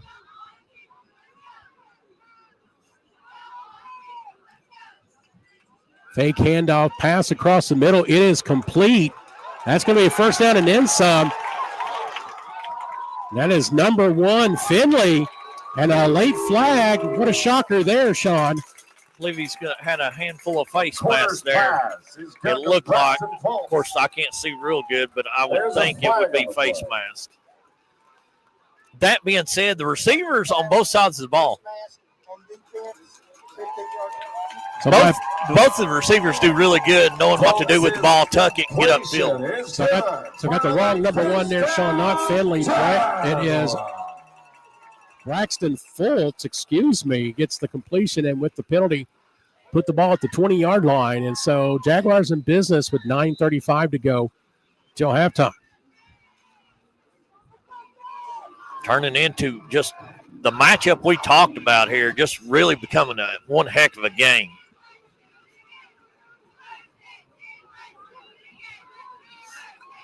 McWhorter gives it to Robinson. He's met by a host of Maroons at the line of scrimmage. Probably give him about 1 on that. On the carry for the Jaguars. Big guys up front, really doing battle, man. I mean, they're down in the trenches. They're digging, and they are really playing hard, both the offensive and defensive line as well. 2nd and 9. Look like 16, Colton Gilbert coming in with the play. Looks like 3 receivers to the far side, 1 to the near side. Robinson in the backfield with McWhorter. 2nd down, 9. McWhorter back to pass. He's rushed. He eludes the tackler. He gets the edge, and he'll get the first down. No, excuse me. He'll get about a couple of yards. Well, 5 yards short there. Got a little ahead of myself, Sean, but a good run to elude the tackler to get some positive yards out of it. He does get 3, though. Ball at the 16. That'll be 3rd down and 6. And if there's any way to turn it into a positive game, McWhorter's the top player. He's going to get it. He sees the field really well. A little breakdown from the Jags offensive line there as Pulaski County got a good rush off of that play. So they changed the offensive set. 2 receivers to the near side, 2 to the far side, spread out. Robinson in the backfield with McWhorter. Handoff up the middle, Robinson, and he's going to get the first down. He's close. We'll see where they mark it. And did you see that hole, Steve? You could have drove one of the big trucks from Martin Peterbilt through that hole. Offensive line kind of failed on the pass rush there on 2nd down. The 3rd down, though, opened that hole. He is going to be a yard short, though, as the ball is at the 11, 4th down. And the Jags will go for it here as we approach 8 minutes to go till halftime. Big 4th down right here. The Jaguars, I mean, I'm definitely with them on going for it here deep in their own territory here. Deep in the red zone here. You definitely want to go for it, Steve. Now, looks like we're going to get a timeout, though, as Coach Nelson will talk about it. 7:42 to go in the half. You score 13-7. Back in a moment on the Martins Peterbilt Air Force Security 13th Region Media Network. No doubt in the world we live in today, security is our number 1 priority. Let me tell you about the good folks at L4 Security Group. They offer surveillance, hiring solutions, risk management, guards, mobile patrol, and much more. Buddy Blair and John Blanton have over 60 years experience in the industry and protect over 12 states. Make sure you check out their new location at 116 Shiloh Drive in London, Kentucky. Thank you, L4 Security Group, for your sponsorship of the 13th Region Media Network.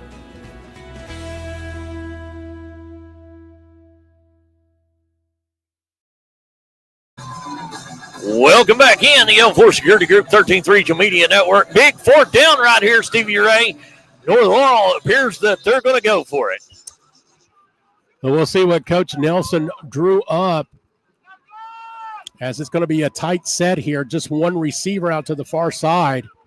Looks like they're going to go up the middle with it. McWhorter with it. He does. I don't know, Sean. We'll see. We'll see if the forward progress goes.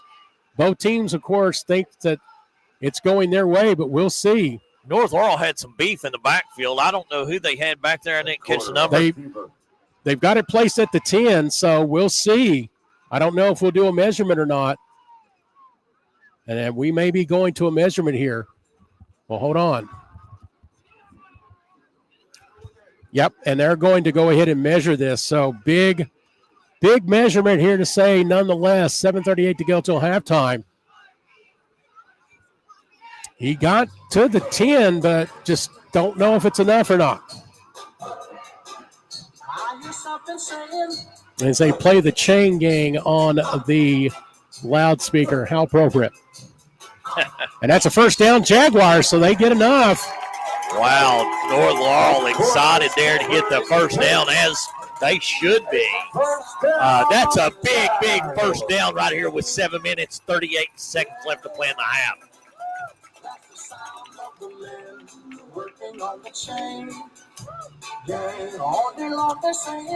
So chain gang came through for them there. The chain gang did come through. So first and goal, ball at the 10-yard line.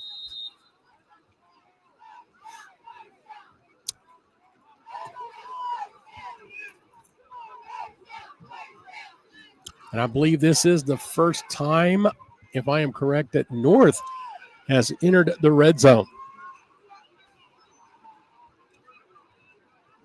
Handoff to Robinson off the left side, gets back to the line of scrimmage. So nothing there. Tackled by number 6, Jeff McNown. So it looked like Pulaski County, Sean, had that play properly. They were ready. They were ready for him there. So nothing on that second down. Yeah, I think that defensive line, they're really quick for Pulaski County, and they flew to the ball that time for sure. 4 wide receivers set now for the Jags. Robinson in the backfield with McWhorter. Fake. McWhorter up the middle. He gets it down to about the 6. Going to bring up a third down and goal. A quarter of a keeper. McWhorter, as I was talking about a while ago, he plays quarterback, but, man, he runs the ball really hard. He's not shy of contact one bit, Stevie.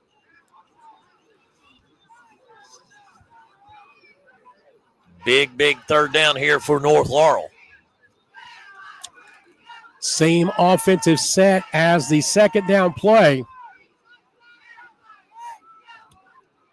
Robinson to McWhorter's left. It goes to Robinson up the middle, and he is close to the score. Let's see if they give it to him. I think they're going to say he is short. Robinson, but he gets it down basically to the 1-inch line, if you will. Brings up 4th and 1. They're going to mark it at the 1 officially. So 4th down and 1, 5:48 and counting. You're going for it here, Sean. Absolutely. I'm going for it all the way there.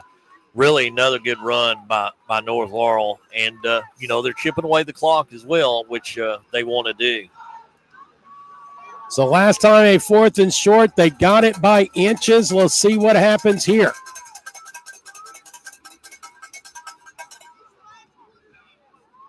McWhorter takes his own number. Then they give it to him. He crosses the plane. Touchdown, Jaguars. McWhorter kept his feet churning, Steve, and he got across the goal line, broke the plane there, and North Laurel puts more points on the board. So a 1-yard touchdown run at the 5:18 mark. And we are tied at 13. Miller on for the extra point and for the lead. Houchins to hold. Miller to kick. Snap is down, kick is up, and it's good. 5:18 to go here into the half.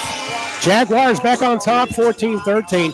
Let's take a quick break. You are watching the Martin's Peterbilt L4 Security 13th Region Media Network's Game of the Week. If you have a building project, please consider the good folks at Aikens Construction and Excavating. Their company's history is rooted in a family legacy passed down from generation to generation. They have over 50 years of home building experience. They will build any size house. They've built commercial jobs such as banks, gas stations, and restaurants. And more importantly, they'll take care of the whole process. You won't have to worry about it. Call Jordan Aikens today, 606-215-7531. Proud sponsors of the 13th Region Media Network.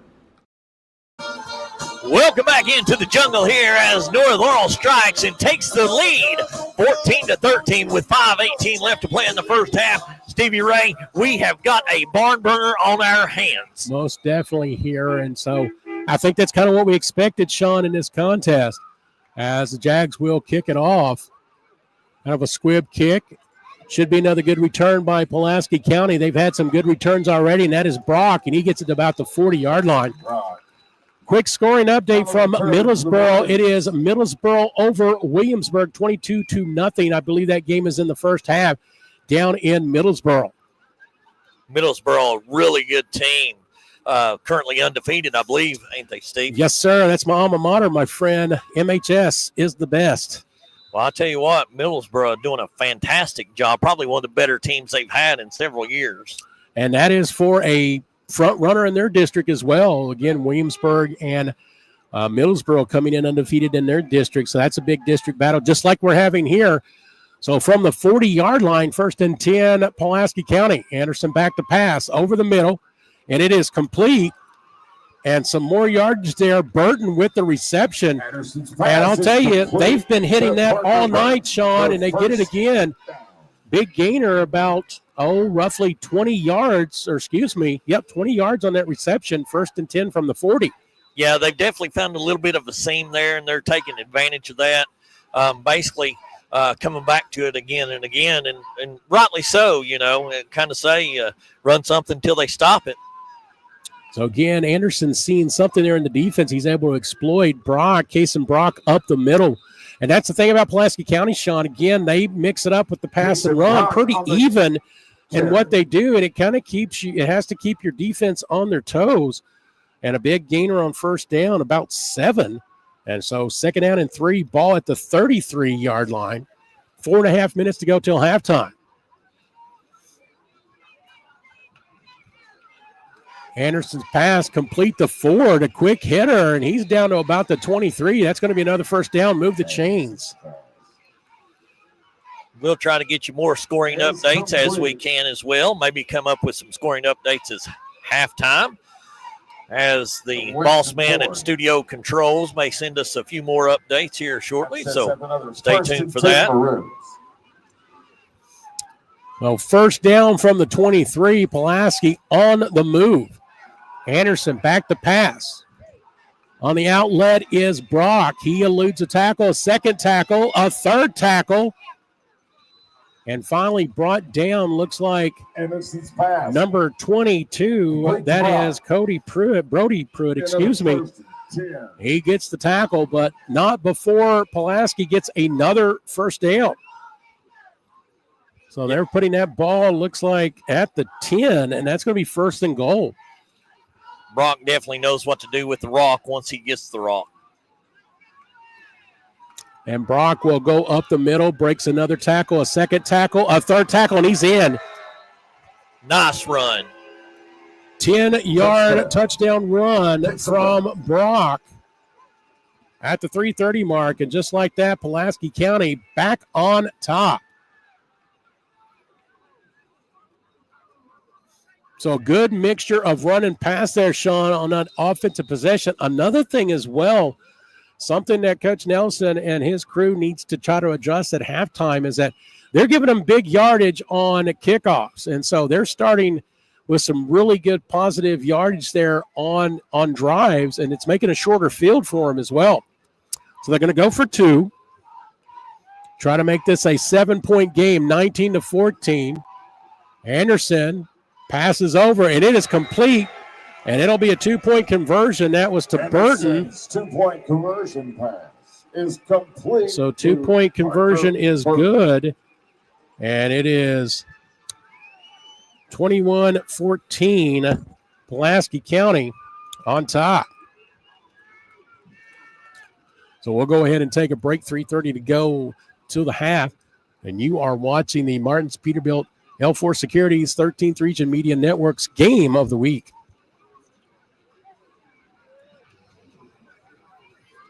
The Martin family has been in the trucking industry for over 3 generations. My grandfather started this company selling salvage parts in the 1960s, and we're celebrating over 20 years as a Peterbilt dealer. Although we've grown and changed over the years, our focus has always been on you. We get it. When your truck's down, you're not making money. That's why we keep thousands of quality parts in stock so you can get back on the road as soon as possible. At Martin's Peterbilt, relationships matter, and that's why we've been around for generations. Come see us. And Pulaski got it teed up here. Back to my play-by-play man, Mr. Stevie Ray. Short drive there for Pulaski County, less than 2 minutes on that. Here comes North, and they'll get the ball back to about the 26, 27-yard line. So, again, field position has been key. Pulaski County getting good field position to start drives as opposed to North, for the Jaguars, which means shorter fields for the Maroons, taking advantage of that opportunity. So ball at the 27-yard line, 3:22 to go till halftime. So let's see if the Jaguars can answer here. They put it in on their last drive, so I mean they're moving the ball as well. It could come down, Sean, to whoever has the ball last. The way it's been going, kind of makes you feel like it's going to be that type of game for sure. Man in motion, and we get a flag. Probably legal procedure, and that's the indication. So that's going to move it back 5.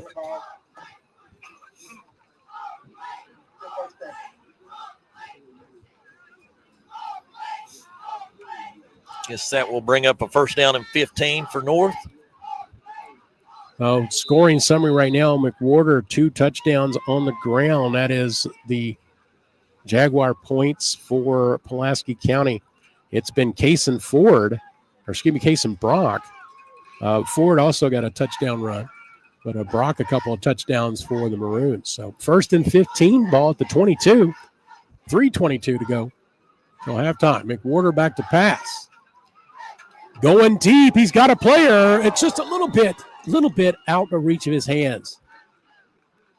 And that was quarters. Pass. It's incomplete.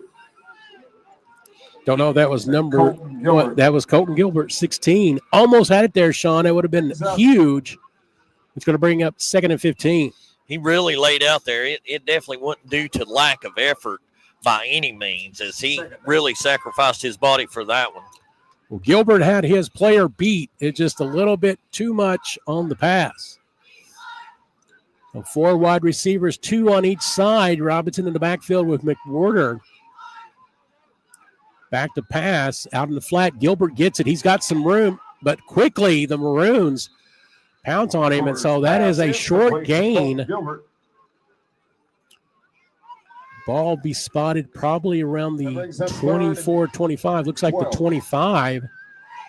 So that's going to be 3rd down and 12. So, again, that penalty to start the drive hurting the Jags at the moment. 3rd and long, 2:50 and counting here in the first half. So Jags break the huddle. Again, same offensive set.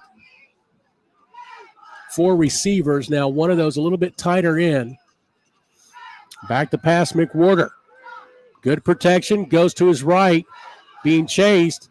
And throws it to no man's land. And that may be an intentional grounding as well, as we see a flag. There was no one in the vicinity of that pass, Sean. Yeah, it thought. I don't know. I guess he's got a little anxious there, trying to on the outfield. Calling the ineligible receiver downfield. So number 6, Jeff McNown. Great pursuit there for Pulaski County. Now we're going to have to punt. So not very good offensive possession there. Now the thing about it is still plenty of time for Pulaski County here at the end of the first half to get some separation, even more separation than what they have.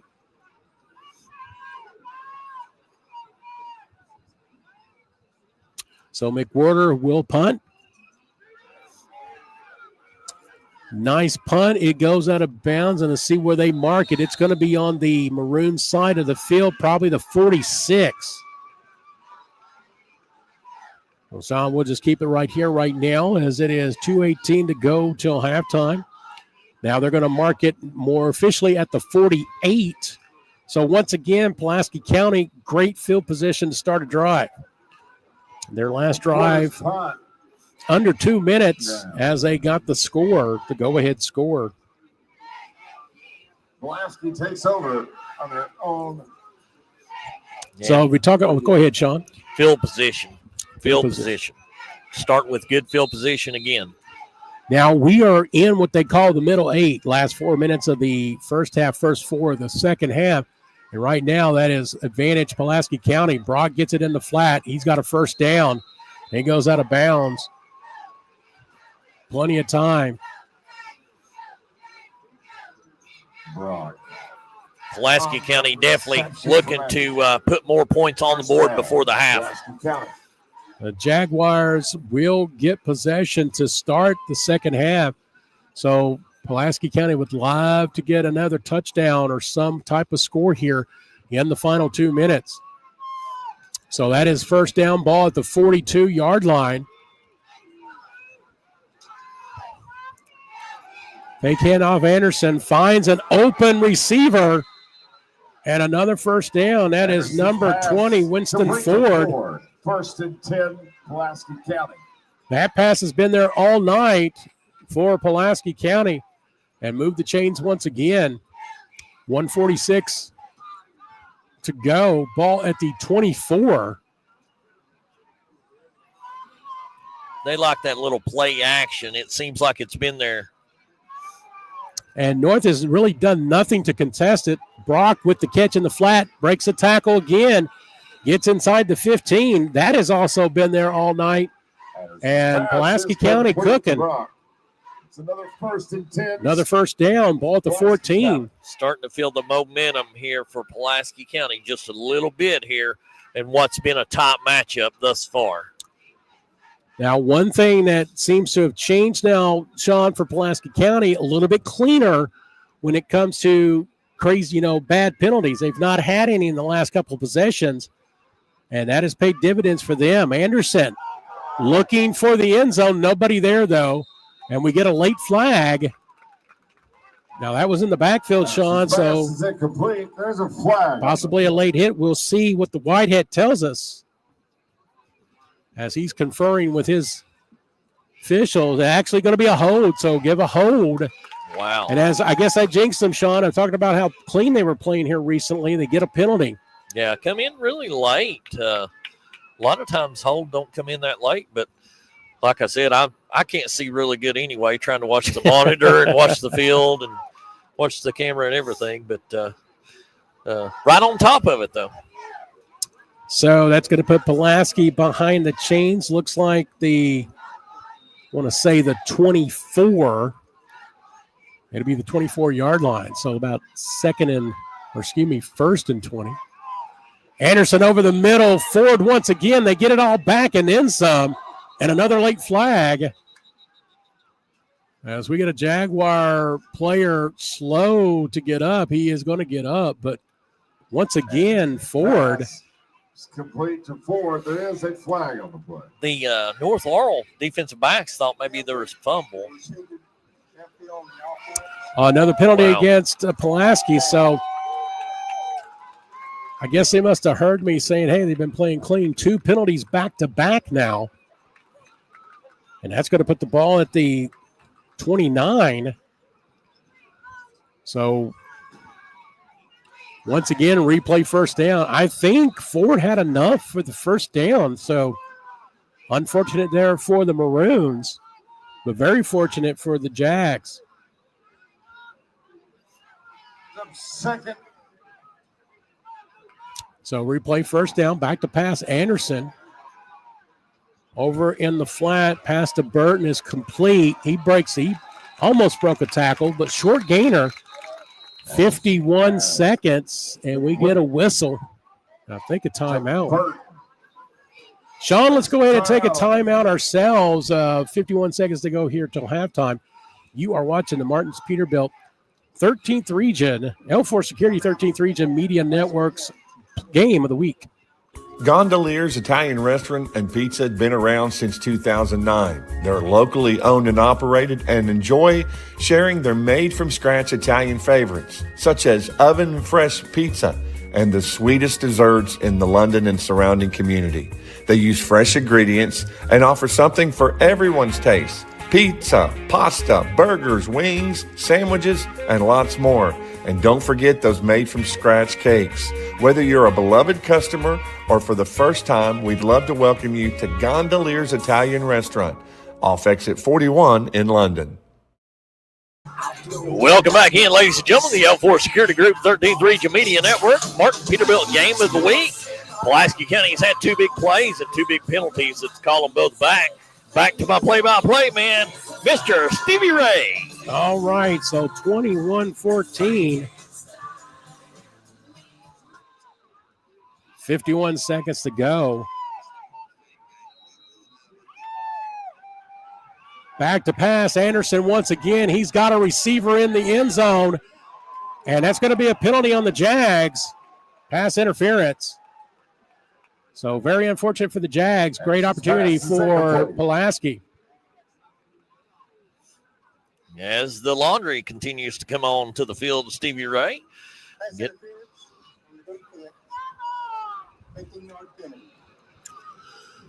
Be 15 yards there. Be 15 yards, but should be an automatic first down. We'll see. I don't know.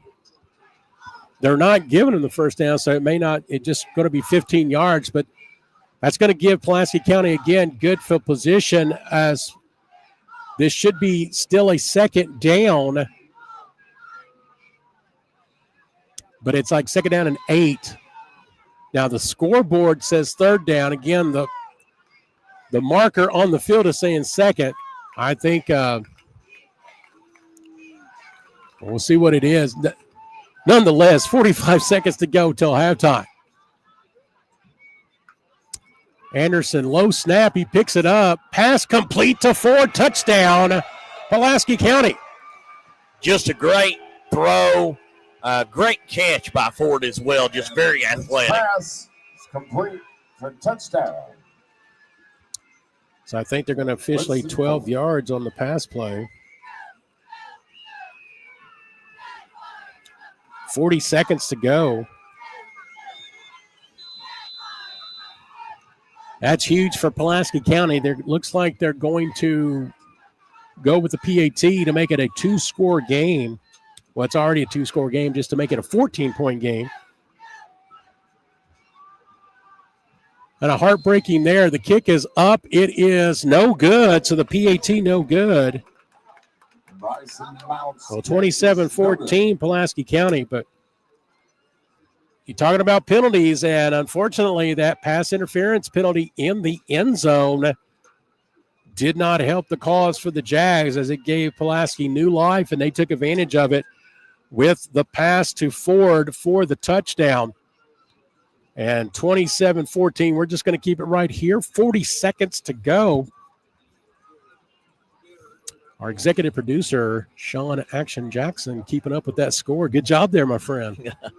I don't know about that, but just trying to do the best we can, have a good time with it on a football Friday night here in London, Kentucky. I tell you what, couldn't be a better night for it with weather and everything like that. Like I said, stay tuned for a halftime show. We'll try to get you some scores and get some sponsorship in. And back to my play-by-play man, Mr. Stevie Ray. All right, Pulaski County set to kick off. Sean, real quick, I mean, we'll probably talk about this again before the second half, but what are some adjustments that North's going to have to make as they go into the locker room here in the next couple moments? You know, I think North Law's just got to go in at halftime, got to regroup, go back to the original game plan and just try to execute it a little bit better, control the ball, and got to find a way to make some adjustments on defense to stop that play action slant across the middle and the little flood pass out of the backfield, what I call it, out in the flats. Once they can stop that, I think they still got a chance here to get some points back on the board and be a competitive game.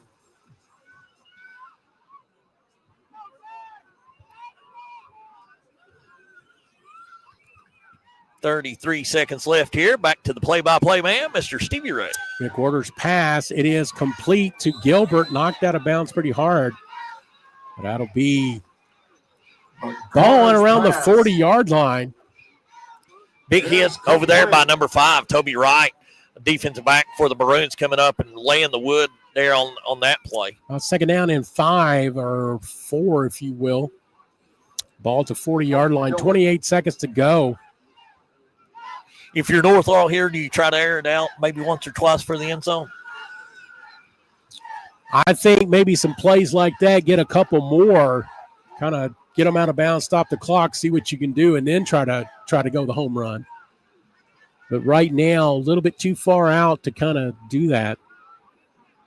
Unless McWhorter has the arm of Aaron Rodgers. You know, last night's contest there against Cincinnati, even the last play of the game, he aired that thing out. But Houday Nation got him a win, Sean, and a bunch of us are Houday fans here, so.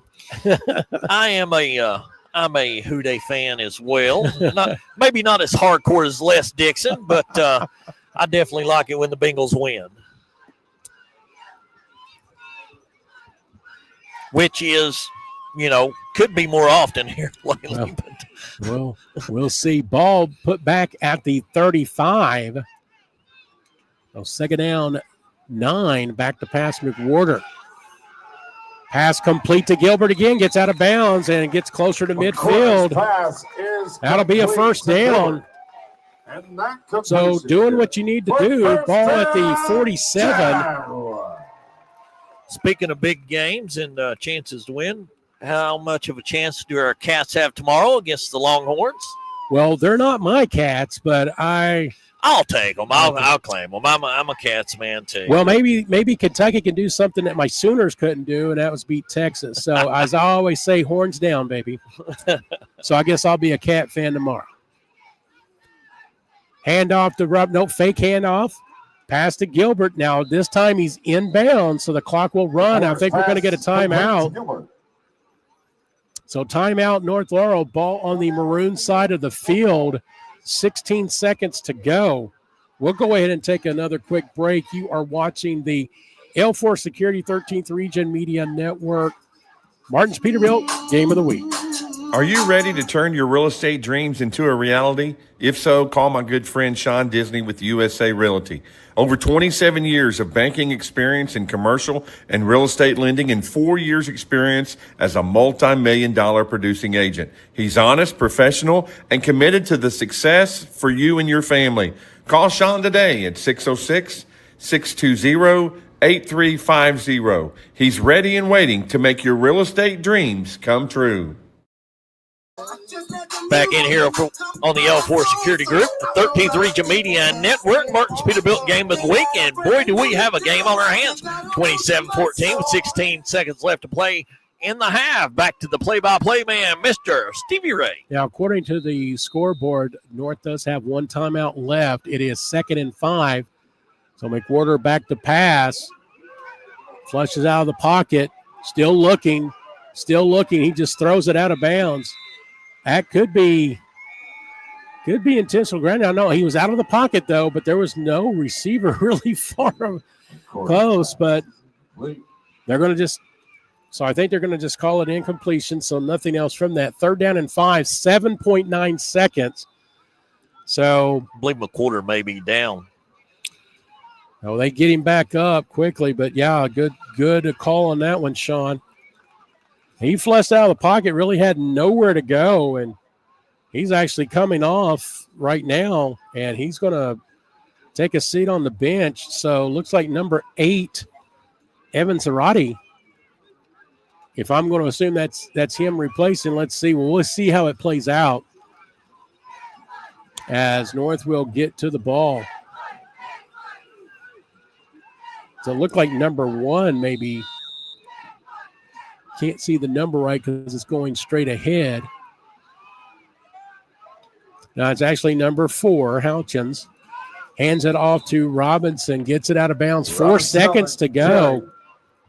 Now McWhorter back on the field. Now, Sean, maybe, well, you can air it out here because that's what you're going to have to do with 4 seconds to go.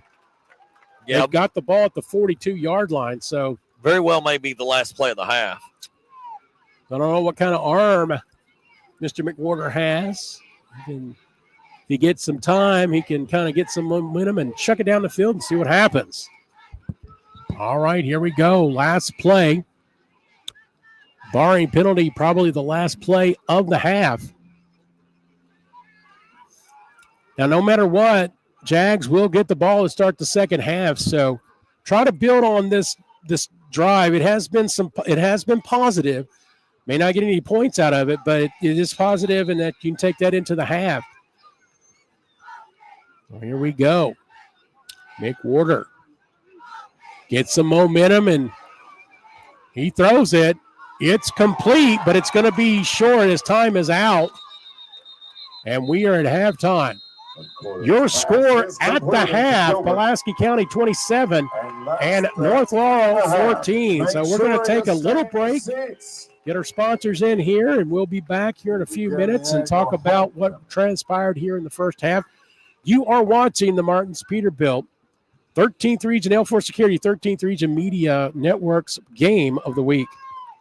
The Martin family has been in the trucking industry for over 3 generations. My grandfather started this company selling salvage parts in the 1960s, and we're celebrating over 20 years as a Peterbilt dealer. Although we've grown and changed over the years, our focus has always been on you.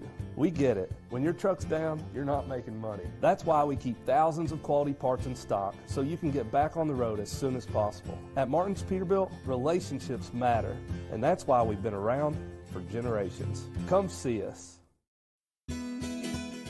No doubt in the world we live in today, security is our number one priority. Let me tell you about the good folks at L4 Security Group. They offer surveillance, hiring solutions, risk management, guards, mobile patrol, and much more.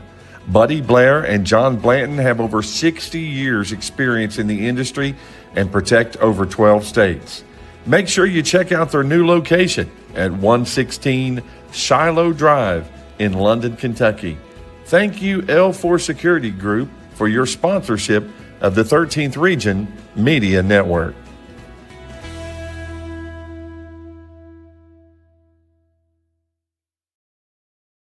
When it comes to protecting what you love, you want an insurance agent that cares more about you, more about your world, and more about what you need.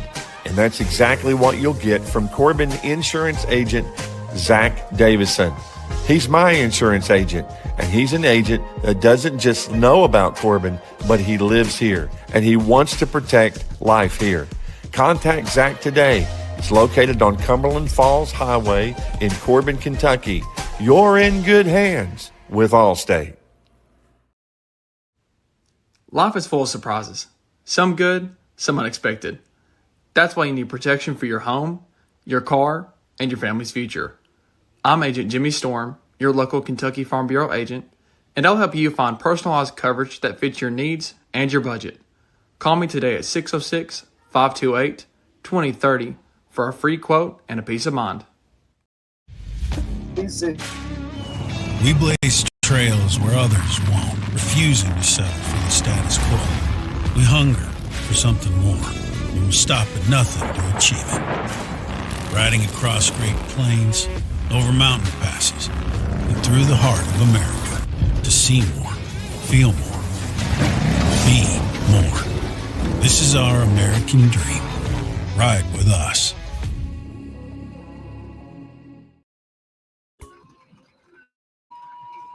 Gondolier's Italian Restaurant and Pizza have been around since 2009. They're locally owned and operated and enjoy sharing their made-from-scratch Italian favorites, such as oven-fresh pizza and the sweetest desserts in the London and surrounding community. They use fresh ingredients and offer something for everyone's taste. Pizza, pasta, burgers, wings, sandwiches, and lots more. And don't forget those made-from-scratch cakes. Whether you're a beloved customer or for the first time, we'd love to welcome you to Gondolier's Italian Restaurant, off exit 41 in London. Laurel County Sheriff John Root would like to wish all the student athletes of the 13th Region a very happy, successful, and injury-free season. He'd also like to invite you to come see the brand new state-of-the-art Sheriff's Office located at 1380 Kentucky 192 East in Laurel County. From all the staff serving Laurel County, we thank you for being proud sponsors of the 13th Region Media Network. Restyles Consignment Store now open Tuesday through Saturday, 11 a.m. to 5 p.m., 506 4th Street, Corbin. We take gently used, nearly new items on consignment, and we take donations. Shop for housewares, clothing, shoes, baby items, and more. We even have things for the guys. Restyles Consignment Store. We do the work while you make a profit. Let me introduce you to pharmacist Sierra Swords and the good folks at Heritage Pharmacy. Heritage Pharmacy is an independently owned pharmacy located within the Dayspring Regional Health Center at Cumberland Regional Mall. They offer prescription refills, consultation, OTC medications, immunizations, and have a convenient drive-through. They're open Monday through Friday, 8 a.m. to 7 p.m. Call them today, 606-560-6580. That's Heritage Pharmacy in the Cumberland Regional Mall in Williamsburg. Are you ready to turn your real estate dreams into a reality? If so, call my good friend Sean Disney with USA Realty. Over 27 years of banking experience in commercial and real estate lending and 4 years experience as a multi-million-dollar producing agent. He's honest, professional, and committed to the success for you and your family. Call Sean today at 606-620-8350. He's ready and waiting to make your real estate dreams come true. This is Donovan Storm here, the manager at the Kentucky Farm Bureau office, the South Laurel Agency here on West Cumberland Gap Parkway in Corbin. My office offers a full line of insurance products to protect your family and your business needs. We offer home, auto, life, health, workers' compensation, and business insurance. I have a friendly staff that's ready to assist you. Give us a call at 528-2030. Again, my staff is located at 1456 West Cumberland Gap Parkway, Corbin, Kentucky. And darling, If you have a building project, please consider the good folks at Aikens Construction and Excavating. Their company's history is rooted in a family legacy passed down from generation to generation. They have over 50 years of home building experience. They will build any size house. They've built commercial jobs such as banks, gas stations, and restaurants. And more importantly, they'll take care of the whole process. You won't have to worry about it. Call Jordan Aikens today, 606-215-7531. Proud sponsors of the 13th Region Media Network. The Martin family has been in the trucking industry for over 3 generations. My grandfather started this company selling salvage parts in the 1960s, and we're celebrating over 20 years as a Peterbilt dealer. Although we've grown and changed over the years, our focus has always been on you. We get it. When your truck's down, you're not making money. That's why we keep thousands of quality parts in stock so you can get back on the road as soon as possible. At Martin's Peterbilt, relationships matter, and that's why we've been around for generations. Come see us. Go stop. No doubt in the world we live in today, security is our number one priority. Let me tell you about the good folks at L4 Security Group. They offer surveillance, hiring solutions, risk management, guards, mobile patrol, and much more. Buddy Blair and John Blanton have over 60 years experience in the industry and protect over. When it comes to protecting what you love, you want an insurance agent that cares. cares more about you, more about your world, and more about what you need. And that's exactly what you'll get from Corbin Insurance Agent Zach Davison. He's my insurance agent, and he's an agent that doesn't just know about Corbin, but he lives here, and he wants to protect life here. Contact Zach today. It's located on Cumberland Falls Highway in Corbin, Kentucky. You're in good hands with Allstate. Life is full of surprises. Some good, some unexpected. That's why you need protection for your home, your car, and your family's future. I'm Agent Jimmy Storm, your local Kentucky Farm Bureau agent, and I'll help you find personalized coverage that fits your needs and your budget. Call me today at 606-528-2030 for a free quote and a peace of mind.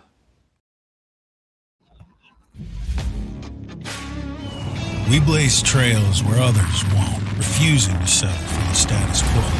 We hunger for something more, and we'll stop at nothing to achieve it. Riding across great plains, over mountain passes, and through the heart of America to see more, feel more, be more. This is our American dream. Ride with us. Gondolier's Italian Restaurant and Pizza had been around since 2009. They're locally owned and operated and enjoy sharing their made-from-scratch Italian favorites, such as oven-fresh pizza and the sweetest desserts in the London and surrounding community. They use fresh ingredients and offer something for everyone's taste. Pizza, pasta, burgers, wings, sandwiches, and lots more. And don't forget those made-from-scratch cakes. Whether you're a beloved customer or for the first time, we'd love to welcome you to Gondolier's Italian Restaurant, off exit 41 in London. Laurel County Sheriff John Root would like to wish all the student athletes of the 13th Region a very happy, successful, and injury-free season. He'd also like to invite you to come see the brand new state-of-the-art Sheriff's Office located at 1380 Kentucky 192 East in Laurel County. From all the staff serving Laurel County, we thank you for being proud sponsors of the 13th Region Media Network. Restyle's Consignment Store now open Tuesday through Saturday, 11 a.m. to 5 p.m., 506 4th Street, Corbin. We take gently used, nearly new items on consignment, and we take donations. Shop for housewares, clothing, shoes, baby items, and more. We even have things for the guys. Restyle's Consignment Store. We do the work while you make a profit. Let me introduce you to pharmacist Sierra Swords and the good folks at Heritage Pharmacy. Heritage Pharmacy is an independently owned pharmacy located within the Dayspring Regional Health Center at Cumberland Regional Mall. They offer prescription refills, consultation, OTC medications, immunizations, and have a convenient drive-through. They're open Monday through Friday, 8 a.m. to 7 p.m. Call them today, 606-560-6580. That's Heritage Pharmacy in the Cumberland Regional Mall in Williamsburg. Are you ready to turn your real estate dreams into a reality? If so, call my good friend Sean Disney with USA Realty. Over 27 years of banking experience in commercial and real estate lending and 4 years experience as a multi-million-dollar producing agent. He's honest, professional, and committed to the success for you and your family. Call Sean today at 606-620-8350. He's ready and waiting to make your real estate dreams come. This is Donovan Storm here, the manager at the Kentucky Farm Bureau office of South Laurel Agency here on West Cumberland Parkway in Corbin. My office offers a full line of insurance products to protect your family and your business needs.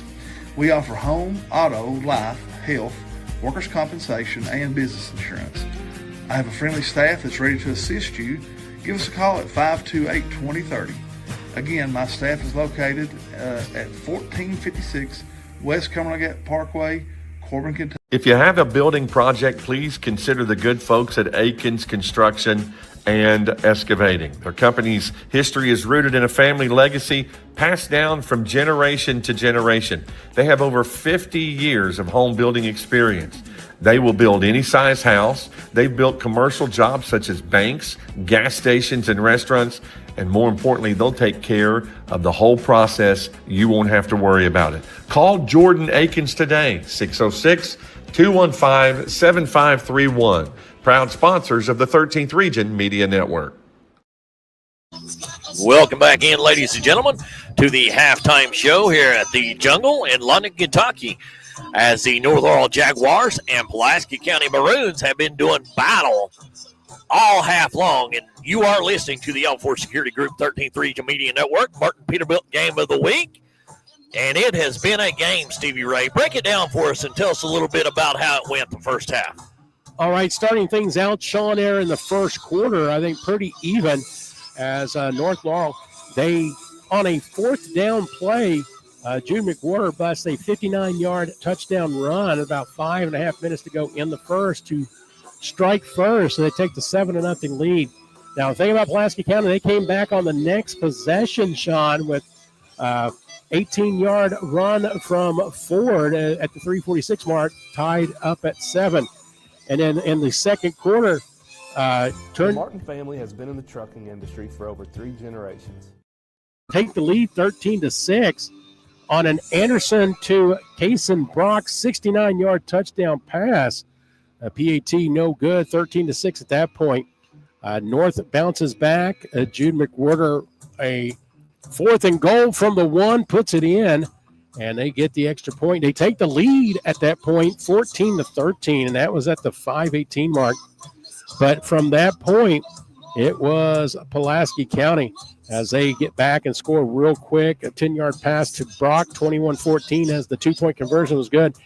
And then right before the half in their last possession, a 12-yard touchdown pass from Anderson to Ford.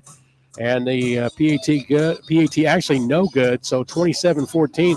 Now that last drive there with some penalties from Pulaski County, and looked like North had them stopped, but an unfortunate penalty themselves as they had a pass interference there in the end zone, gave Pulaski County new life, and they took advantage of that with that Anderson to Ford touchdown pass. And North had their chances there in their last possession, got to about the 42, but couldn't do anything else with that. Now, they'll get the ball to start the second half.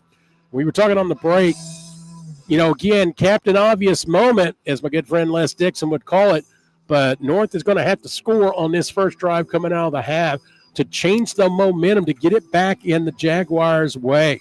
Yeah, absolutely. I think you're exactly right with that. I think North Laurel still has a chance to be successful and be competitive in this game. I think they just got to have some things going their way. I think they've got to execute a little better. Stay away from the penalties, of course, as both teams need to. Been a lot of laundry on the field. However, like I said, North Laurel, they get a couple of stops on defense, put some points on the board.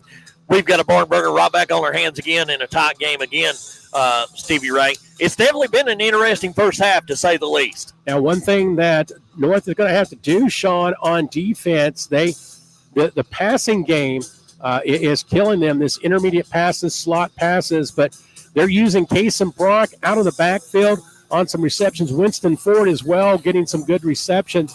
And so those DBs, those linebackers, they're going to need to adjust there defensively to kind of counteract that. We know going in, Pulaski County, they love to mix it up, run and pass. It's about 40-60, 50-50, and they've been using that to their advantage tonight. But it's, North is going to have to come up with a defensive stop because Pulaski County, since the first quarter, their offense is getting in a row. They're getting in a rhythm, and you're going to have to stop them there. So we got about 3.5 minutes before the second half. And before we take a break, congratulations to Joe Doyle and Riley Vickers. They are the homecoming king and queen, respectively, as they had the processional here at halftime. So, again, congratulations to Joe Doyle, your homecoming king, and to Riley Vickers, your homecoming queen. We'll go ahead and take our final break before second half action. And you are watching the Game of the Week from Martin's Peterbilt, L4 Security's 13th Region Media Network.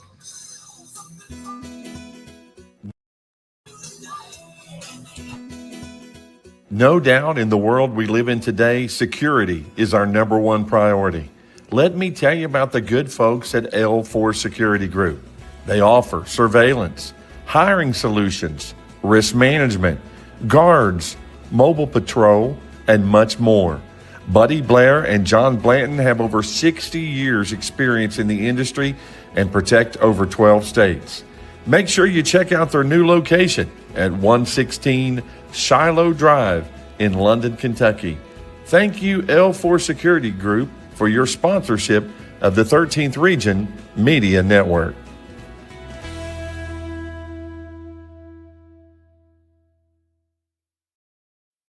The Martin family has been in the trucking industry for over 3 generations. My grandfather started this company selling salvage parts in the 1960s, and we're celebrating over 20 years as a Peterbilt dealer. Although we've grown and changed over the years, our focus has always been on you.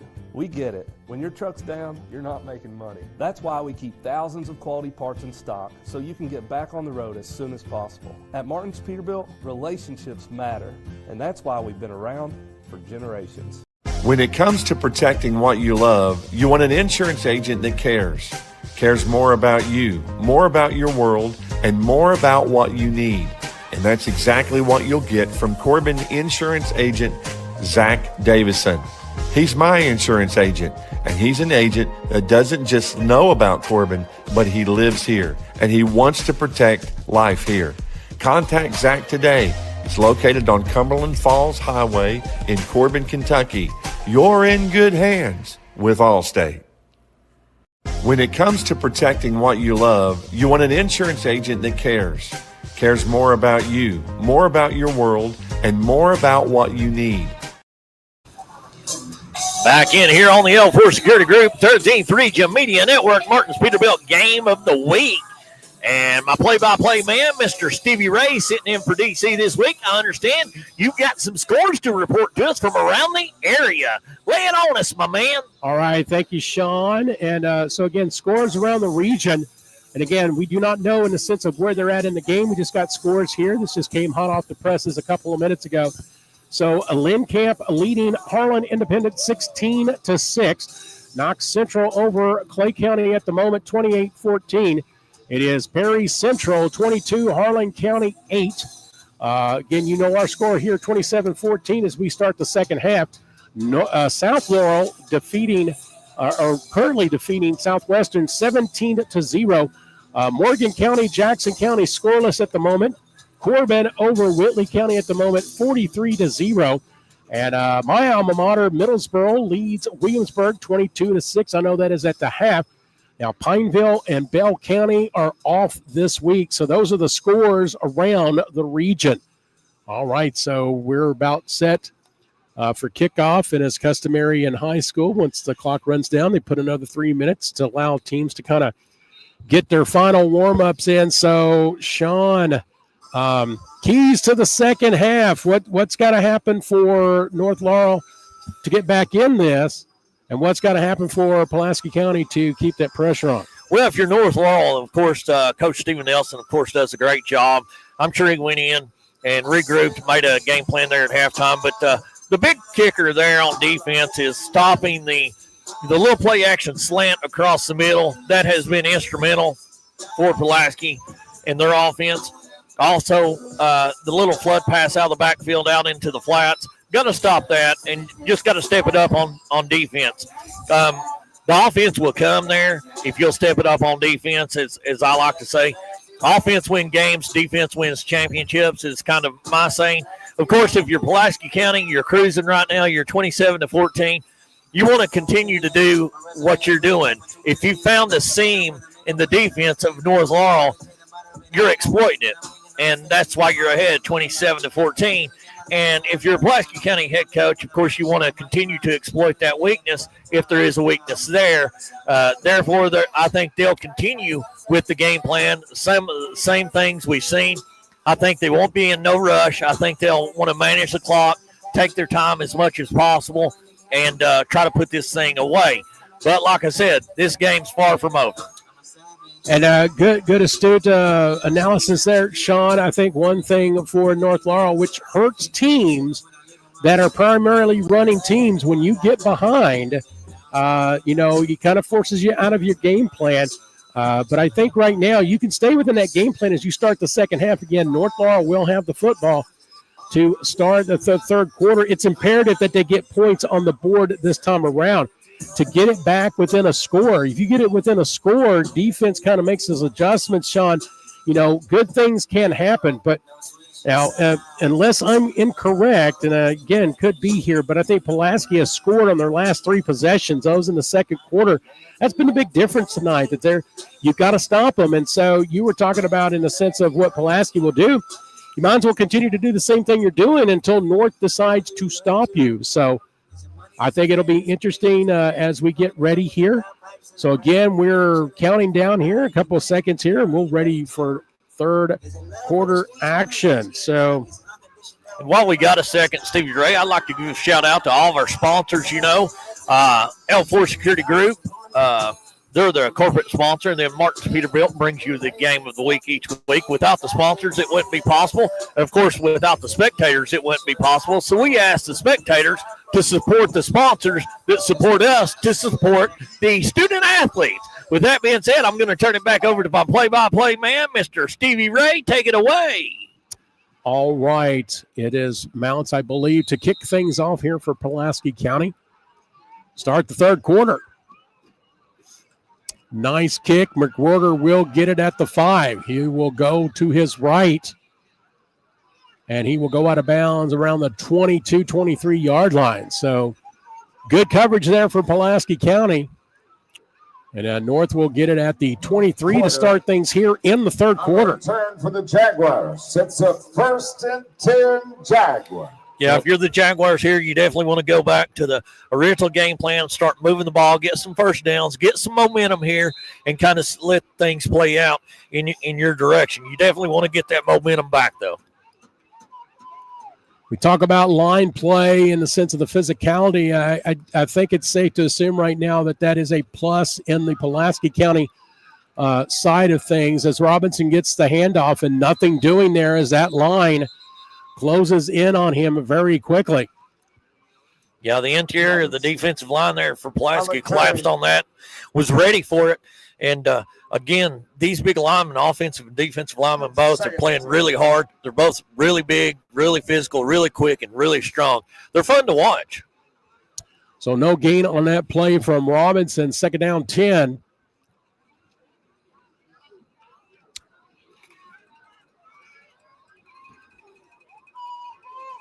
So 4 wide receivers set for North. Robinson in the backfield and McWhorter. He's going back to pass. That pass pocket collapse, and he will be brought down for a loss, and that's a sack.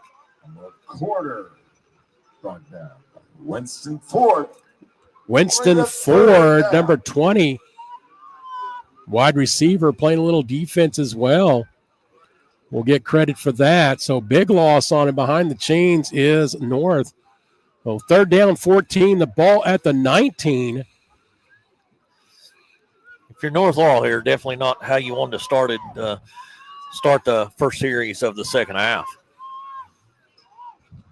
So obvious passing down, McWhorter back and tries to get it out in the flat to Robinson, but nobody is there. So a 3 and out for Pulaski County defensively, and not how you want to start things if you're the Jaguars here in the third quarter. Quarter's pass. North Laurel have to come on and punt, to be safe here.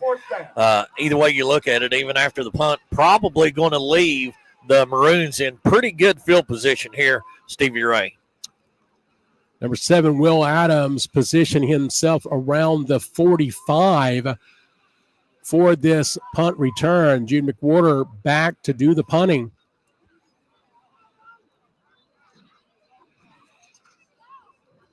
And he gets it off. Not a very good punt. Now it rolls. It's going to take a North roll a little bit, but it'll stay on the Jaguar side, and it'll come to a stop at around the 48-yard line. So, Sean, not a very good punt there from the Jags, and it gives Pulaski County great field position to start their first possession here in the third quarter. Yeah, going to start from about the looks like 48-yard line there. And, I know Pulaski, they're looking to put more points on the board right here. North Laurel really needs to step it up on defense right now to try to get that momentum shift back. One of the other facets of the game, special teams, definitely put that check mark on the side of Pulaski County because a lot of their drives have started near midfield. And up the middle, Kason Brock. Good gain on first down. That's going to be around we'll say the 43. So a gain of 5 on that one. Second down, 5. And, Sean, you mentioned here before the start of third quarter, Pulaski may just want to kind of focus on running that ball a little bit, running some clock. So we'll see what they do here. Shovel pass to Brock, and he gets another good gain. Breaking some tackles. He'll get it to about the 25-24. Another first down for the Maroons. Good looking inside shovel pass there. Executed really well. Had good blocking over there. And, again, you know, Pulaski County's a well-coached team, so they are going to look toward the clock management at this point, I would imagine. Ball at the 25-yard line, first and 10.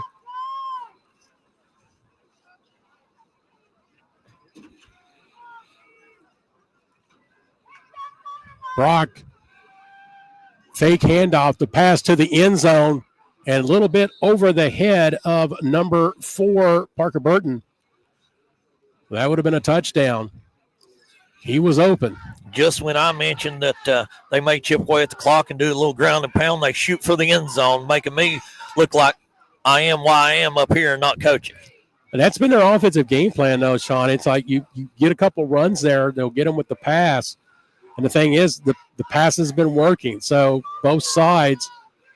Back to pass again, Anderson. Wide open. It is complete. And that'll be around the 5-yard line. Another first down for Pulaski County.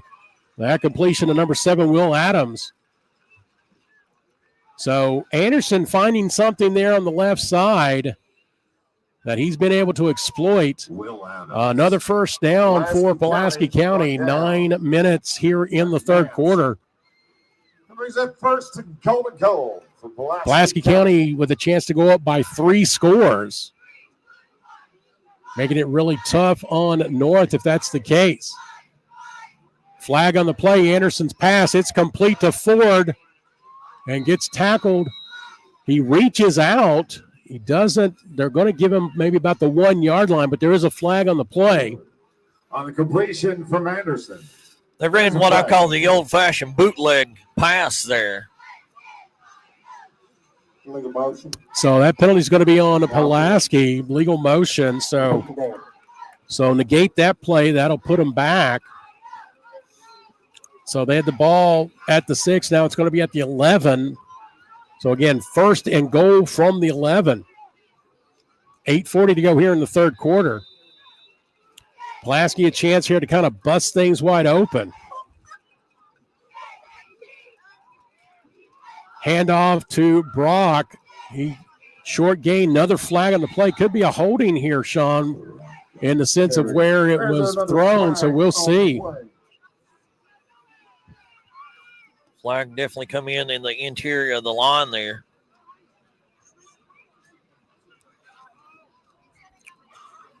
As they talk it over. Yep. Either that or talking about dinner plans, maybe the gondolier afterward there. Man, gondolier.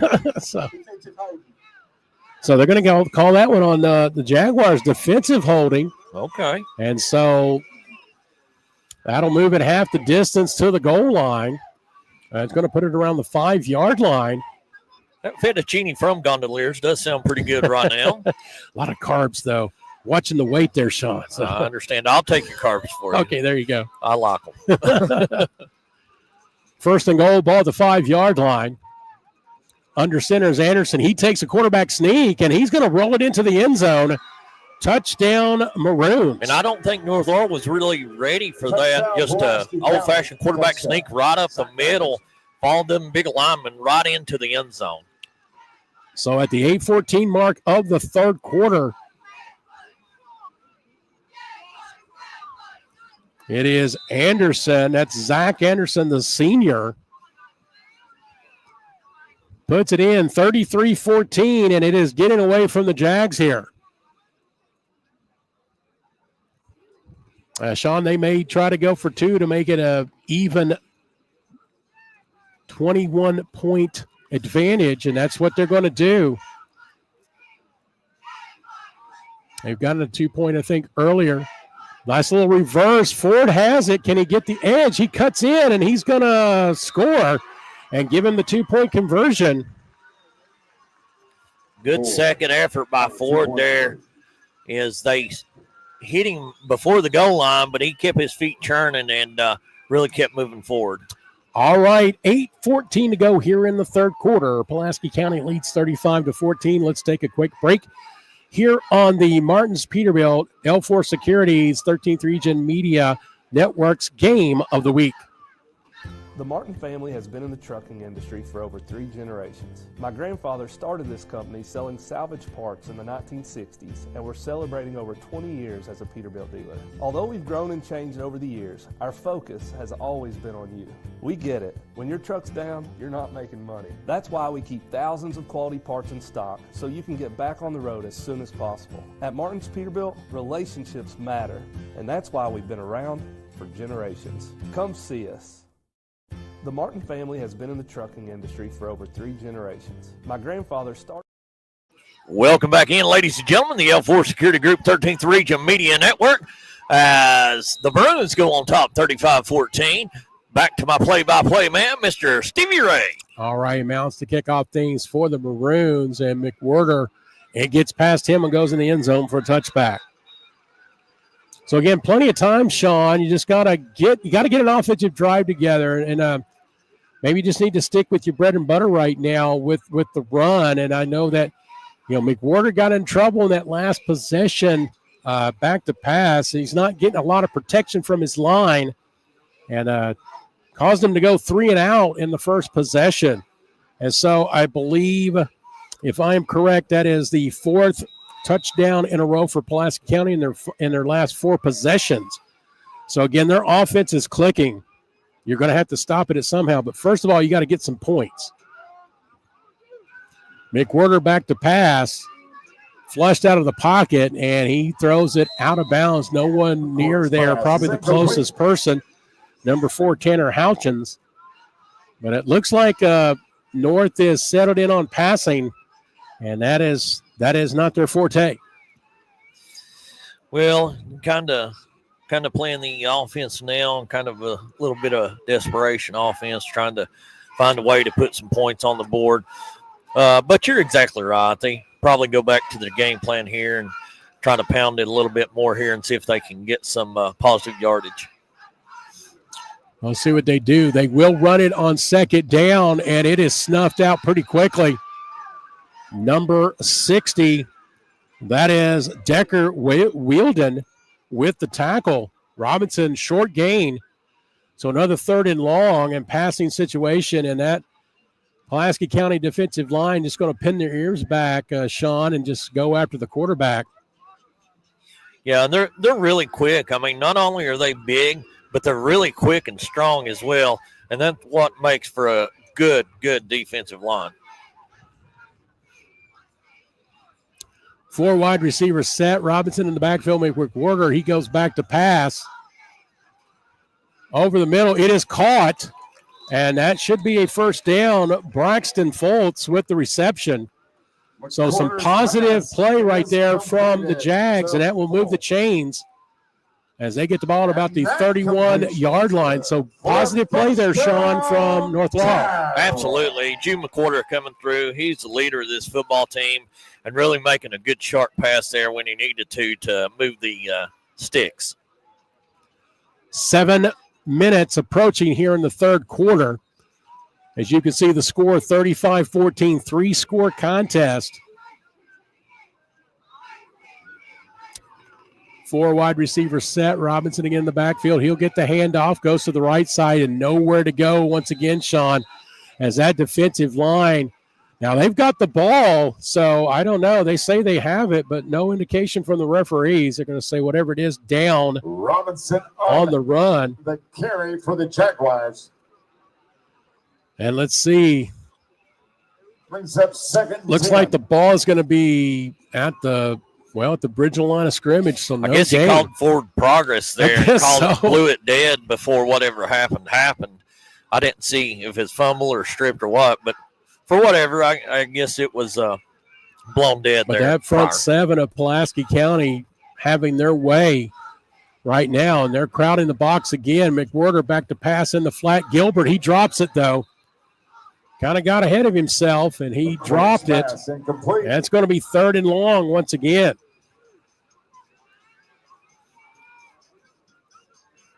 It's a 3rd and 10. And again, this Pulaski County defense, one of the top in the state. They're ranked number 1 in 5A RPI for a reason, and that's because of the way they play and how well they are coached. Yeah, again, they're 2 losses against 2 great teams, and so they seem to have been they're playing really well at the right time. McWhorter back to pass, and that's intercepted, and that'll be returned for a touchdown. Pick 6, number 1, Cohen Finley. And again, the momentum just continues to go to Pulaski County. So again, the receiver in the area not even looking back. And so Finley with the pick 6. And again, I think that's going to be roughly around 30, 32-yard pick 6. And it is getting out of hand here in the jungle. 41-14. 5:47 to go here in the 3rd. Mounts on for the extra point.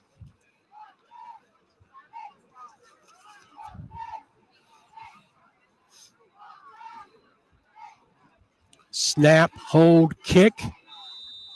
And it is good. 5:47 to go in the 3rd. Your score, 42-14. Pulaski County on top. Let's take a break. You are watching the Martin's Peterbilt L4 Securities 13th Region Media Network's game of the week. Laurel County Sheriff John Root would like to wish all the student athletes of the 13th Region a very happy, successful, and injury-free season. He'd also like to invite you to come see the brand new state-of-the-art Sheriff's Office located at 1380 Kentucky 192 East in Laurel County.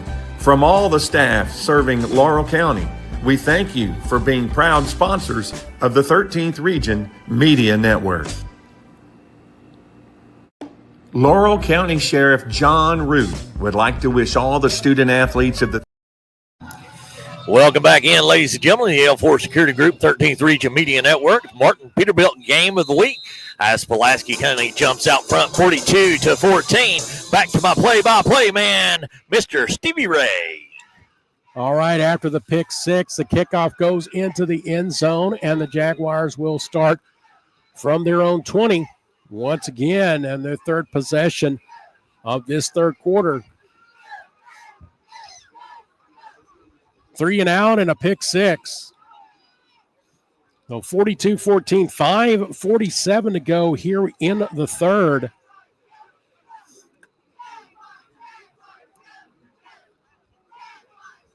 And again, Maroon defense stepping up big time, offense as well. I mean, the complementary football, both sides. And the defense comes through with the pick 6 touchdown.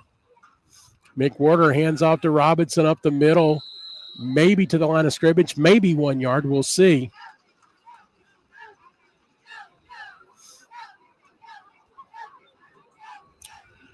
Again, 6-1 on the season. Jaguars coming in 5-2 for Pulaski County. Both teams won their district contest last week. So unless something changes here, Sean, looks like Maroon's in the driver's seat. But again, got a quarter and a half to play, but North needs to get some life offensively if they want to get back into this contest. Absolutely. If you're North Laurel here, you're just trying to get back in it and get some momentum going your way. Another run play, Robinson, nothing doing. Flag on the play. Robinson on the carry. Trying to run it up the gut, Sean, not working. So we'll see what the penalty is. Legal motion against North Laurel. So add insult to injury. Yeah, nothing really going good for the Jaguars as of late here. Just looking for that spark of energy here. So ball at the 20. Again, the original line of scrimmage, 3rd and 10. So passing situation, last pass from McWhirter got into the hands of Cohen Finley for the pick 6. McWhirter nowhere to go. He gets it off, but there is no one near that. And the Pulaski County coaching staff wanting a McCourter's pass is incomplete. looking for a penalty there. They're not going to get it, looks like, for intentional grounding. But once again, North is going to have to punt. So essentially 2 3-and-outs and a pick 6. Not what you were dialing up at the half if you're the Jaguars. So look for Pulaski County to get some excellent field position once again off of this punt. 4:17 to go here in the 3rd. 42-14 your score now. McWhirter gets the punt off, gets a good roll. And it's going to roll to a stop at around the 38.5-yard line. So kind of weird to say, but that's Pulaski County's worst field position to start here in the 3rd quarter. Their own 38. That's one thing about it. They have actually started with good field position every single series that I remember, Stevie Ray, and of course capitalized on that as well. A tale of 2 possessions, if you will, or actually a couple quarters there in the 1st quarter. I mean, the defense for the Jaguars, they bended. They didn't break there in that first possession. Forced a missed field goal. They came away. Pulaski County came away with no points, but ever since then, that offense has just geared up. Brock up the middle, maybe a gain of 2. Actually, that was Ford on the carry, number 20. So 3:50 to go here in the 3rd. All Pulaski County since the 1st quarter. It was tied at 7 after 1, but it has been all Pulaski since then. 35-7. Pass almost caught there, and he had a lot of real estate there. That was number 0, Boone Anderson's Godby. pass is incomplete to Godby. That brings up 3rd down and 8. 3rd and 8. And Pulaski not letting up a bit. I mean, they're Nope. still throwing it, slinging it all over the place.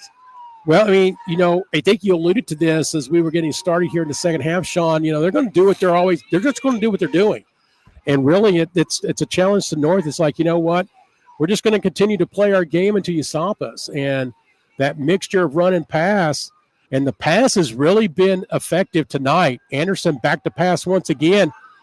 Rolling to his right, he will tuck it, gets to the 50, and boils down to about the 47, 46. And that's enough for a first down. So Pulaski County will move the chains. And Anderson appears to be down. Yeah, he is pounding the ground right now, frustrated. You hate to see any injury come in, being up 42-14 to your starting quarterback. Well, Sean, why don't you go ahead and take us to break as we deal with that? Absolutely. You're listening to the L4 Security Group 13th Region Media Network. It's Martin Peterbilt Game of the Week. We'll get some sponsorship time in and be right back. We blaze trails where others won't, refusing to settle for the status quo. We hunger for something more, and we'll stop at nothing to achieve it. Riding across Great Plains, over mountain passes, and through the heart of America to see more, feel more, be more. This is our American dream. Ride with us. Back in on the L4 Security Group 13th Region Media Network. Martin's Peterbilt Game of the Week, as looks like quarterback Zach Anderson down for Pulaski County. Appears to be somewhat okay, but play-by-play, man, I understand you got some scores to throw out at us. All right, just some recent updates here in the last few minutes. Again, we do not know in the sense of where they're at in the contest. We just have scores. It is Lynn Camp over Harlan Independent 28-6. Knox Central still leading Clay County 28-14. Perry Central 22, Harlan County making a comeback with 16. You see our score here, 35-14. South Laurel 17, Southwestern getting some life there, 8, so 17-8. Morgan County, Jackson County, we don't know. If we just don't have a score yet, it's still 0-0. They may not have an update on that one. And, folks, it doesn't look good for Anderson as they brought a stretcher out, and they're probably going to wheel him off. So hopefully he'll get better, and it's not anything serious. Back to the scores. Corbin, that is a final now, 49-6 over Whitley County. And things are getting interesting now in Middlesboro, Sean. It is 22-14. Middlesboro still leading. That's in the second half, but Williamsburg has put 2 touchdowns together and getting a close contest there down in Middlesboro. So again, they're not going to do the stretcher. They're just going to bring a golf cart out, and looks like maybe be a knee or an ankle injury, lower extremity. Well, I say to be safe, we will not see him the rest of this evening, and probably don't need to right now with the score 42-14. So North Laurel guys really showing some class there, is encouraging him and shaking his hand, wishing him best there. Is of course, you like to see these young athletes always showing good sportsmanship like that in a time of injury. So coming back out on the field, ball at the 47-yard line. And from the looks of it, looks like number 7, Will Adams, will assume the role at quarterback. And I would assume if you're the Maroons, your game plan changes somewhat here now, and maybe just try to manage your clock and pound it here and get this game out of the way here with your starting quarterback going out. And that looks like that's what they're going to do. Adams on the keeper. He gets a good run there, Sean, as he gets it to about the 41. So really good run. I think you're in a situation. I mean, you don't need to really pass it now. Just put it on the ground. Run clock. You've got a 42-14 lead. And so, and North's offense, your defense is in control right now if you're Pulaski County. And North has not had any life offensively, so you've got a big advantage right now. So just hand it off, keeper, things like that. But we'll see what they've got planned for them. They could lull them in there and do a little play action. But it is second and about 5. They hand it off to Kason Brock. He will get the first down and then some. Inside the 35, so move the chains as we're at 2:15 here in the third quarter.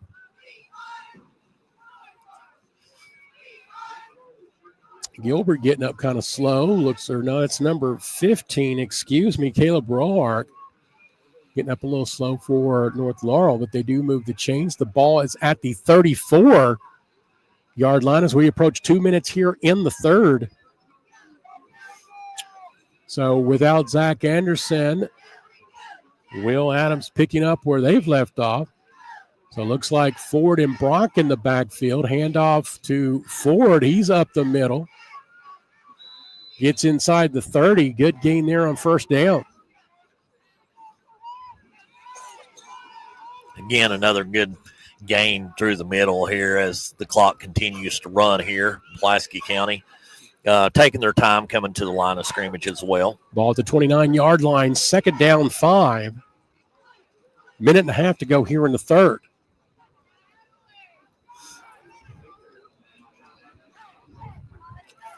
So Ford, Brock in the backfield with Adams. Godby in the flat in motion. Handoff, it's actually number 14, Caden Carrier. He gets a big gain inside the 15 and another first down for Pulaski County. And Carrier hit the hole hard. I maybe start subbing in some of the younger guys. First time we had called his name. And, really nice little run. Ball at the 14-yard line. Brock back into the contest, so he was out for that play. And again, a good run from Carrier. Carrier, the senior. getting a little yardage there in the box score, if you will. We got 40 seconds to go here in the third. And Pulaski County heading for another score. Brock with the handoff. He is inside the 10. We got a flag coming in, so we might have a hold. We'll see. That one came in from the defensive backfield. But again, the back judge may have saw something there in the line. And it's going to be a face mask against the Jaguars. So should be an automatic first down, Sean, a first and goal situation. Half the distance. Yep. They're going to mark it inside the 5, so we'll give it the 4. 26 seconds to go here in the third quarter. And they're going to run that clock. So this may be the last play of the quarter. The Pulaski play clock and the game clock are pretty much on target. So I think they'll have to snap this. Again, first and goal from the 4. 5 on the play clock. And they're just going to let it. No, they do run the play, and that is a touchdown. Carrier. Touchdown, Pulaski County. Pulaski County, I think, lined up 2 tight ends that time, just kept it tight, backs in the backfield, old-fashioned play, and got it into the end zone there. So right at the end of the third quarter, number 14, Caden Carrier with a 4-yard touchdown run. So they'll go ahead and kick the extra point here to end the quarter, but it is 48-14 at the moment. And the kick is up, and it is good. So at the end of the third quarter, it is all Pulaski County, 49-14. We will take a break back for the fourth quarter here on the Martins Peterbilt L4 Securities 13th Region Media Network's Game of the Week. Gondolier's Italian Restaurant and Pizza had been around since 2009. They're locally owned and operated and enjoy sharing their made-from-scratch Italian favorites, such as oven-fresh pizza and the sweetest desserts in the London and surrounding community.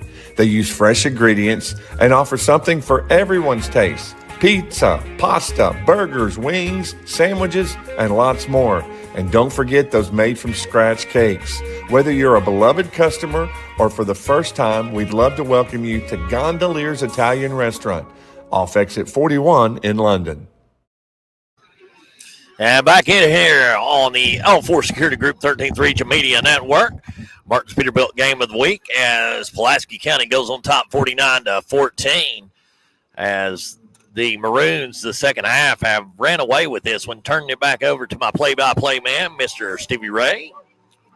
All right, Sean, again, all Pulaski County basically since the first quarter. 7 all at the end of one. And it's been all Pulaski County since, as the kickoff from Mounts will roll. And it rolls. It is not out. It finally goes into the end zone, but a little bit scary there for McWhirter. He was letting that roll, and it seemed like it didn't want to go into the end zone. And at the last second, it went in. That could have been disaster if it had stopped. Yeah. But right now, we are in running clock situation too, Sean. So the clock is running. If you'd have told me the first half we'd be in running clock situation by this time, I very surprised. Yes, I would have argued with you, told you that no, we would not be. So, but of course, things happen, and you play the game, and sometimes things go your way, and sometimes they don't. So Pulaski County 2 possessions offensively in the third quarter. They score on both. Add a third one on a pick six, and that's our score, 49-14. Robinson working the right side. He breaks through. He's got some space.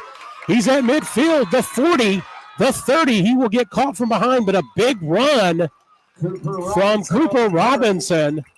So a little life there, tackled by Winston Ford, but a huge gainer, as that is going to be really 30, 40, 50, 56 yards on the run unofficially. And so Jaguars with a little life in them. 56-yard Robinson caught everybody off guard, including myself. Jaguar. He outran the camera speed. Actually, the cameraman hand. So first down, Robinson up the middle, gets some yardage to the 20. Robinson. So about 4 on that play. Again, folks, we are in a running clock situation, 10 minutes to go in the contest. So in all reality, going to be hard-pressed for North to win this contest. I mean, especially with the running clock now, it will not, even if they get within less than 36, it will continue to run, and that's the rules here in the Commonwealth. Once that clock is running, it only stops for timeout situations. So approaching 9.5 now. 2nd down and 7. Robinson up the gut. Maybe back to the line of scrimmage. We'll see. Robinson on the carry. Fans, pay their attention. Patsy Ham, you have been. So ball at the 21. Patsy So it looks like they may have lost a yard on that one, Sean. It'll be 3rd down and 7. Ball at the 21-yard line. 9 minutes to go here in the contest.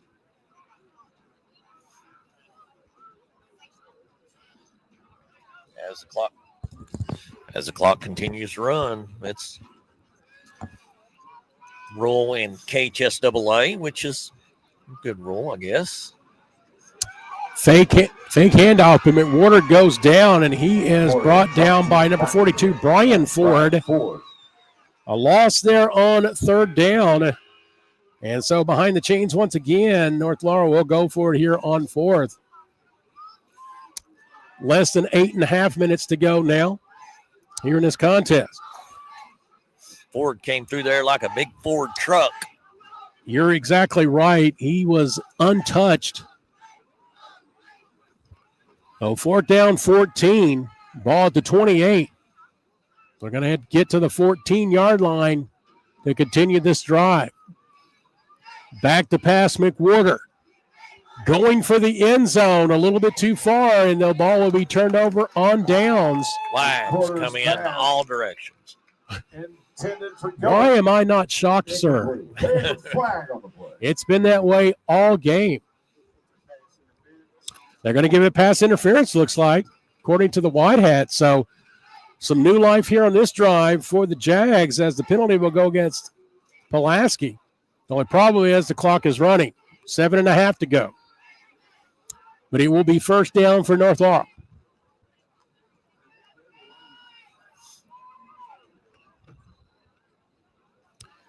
So again, barring a monumental collapse here with a running clock situation, Pulaski County will go to 6-2 on the season and 2-0 here in the district in the driver's seat for district championship.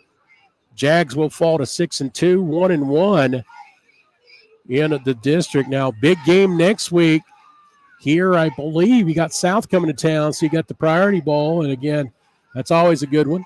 You and DC may be back here next week, Sean. Yeah, I'm not for sure yet. We usually don't find out till the first of the week, but that's definitely going to be a big game and been highly anticipated all year. Robinson up the middle inside the 10. Good run on 1st down. 6:36 and counting. So it'll be Pulaski County, Pulaski Southwestern next week. It'll be North and South to finish up the district play. And so right now, Pulaski in the driver's seat for another district championship. If you're North, I think you kind of learned some lessons from this contest, see if you make adjustments, because, again, these teams might meet each other a few weeks down the line. Robinson up the middle. Looked like a face mask from my vantage point. I don't know. I don't see any flags on that one, but, again, short gain. Looks like a 3rd and 5, under 6 minutes to go here in the contest.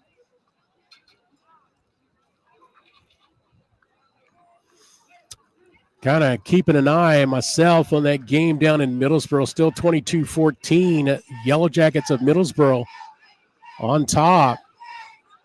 That's been a good one. My good buddy John North on the call for that one. And nowhere to go for Robinson. And it's going to be 4th down. 42, Brian Ford again among others in on the tackle. So nowhere to go, Sean, on that one. Actually, I think they lost yardage on that one. Yeah, it just, the defensive line there playing really hard. It's with 5 minutes here late in the game. Of course, both teams are getting tired, but just nowhere's to run at all that time. So 4th down, 4th and 7, ball on the 11. Going to need to get to the 4-yard line to continue this drive. McWhorter back to pass. It is incomplete. No flags this time, and so the ball will definitely turn over on downs. 1st and 10 piece. So Pulaski County will get the ball at its own 11 with 4.5 to go. I imagine Pulaski's going to come in here and just pound it, probably take every minute of the play clock they can, and just try to get this one, drive down the field, and I don't know they'll necessarily be worried about putting more points on the board. Maybe just putting this game away safely with nobody else getting injured. Yeah, you're right, Sean. Not in this case. I think just give the ball to Brock. Let him do his thing. Will Adams in quarterback again. If you joined us earlier, senior Zach Anderson with the injury was carted off. And I think, again, being dealt with now, if you're Pulaski County, you're thinking you really need your senior, coming to the rest of the season. Brock with a good run, and that's close to a 1st down. So that's a bigger picture for Pulaski County, your senior quarterback. So we'll see what happens there as they, again, relatively, a relatively easy game. And it's never, no game's easy per se, but in the sense of the records and such, with Pulaski Southwestern next week. So the important thing is to get your quarterback healthy. So hopefully he's able to come back soon. But Will Adams seems to be doing well so far in his limited time in this contest. Hands it off to number 14, Carriers, and he gets a couple of yards. 3 minutes to go and counting. And that's, Southwestern, they say, is a little bit down this year per se as far as wins and losses. But that's a big rivalry game over there, just like North and South here. So without your starting quarterback and a big rivalry game like that, who knows what could happen. Who knows? And Southwestern played North tough last week, so – and they're playing South tough this week. So, again, can't totally count them out. 2.5 to go in the contest. So it looks like a new quarterback in there, number 18, Chase Crawford. And looks like he'll finish out the game, handoff up the middle. 3rd down and 12. Coming on 2 minutes to go.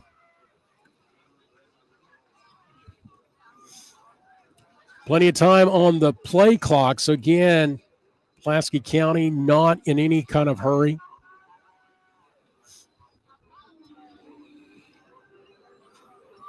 It'll be about 1:40 when they get this play off. Again, 3rd and 12. And they go for a wide receiver set. Andrew Ritchie, number 25, in the backfield. There's a whistle.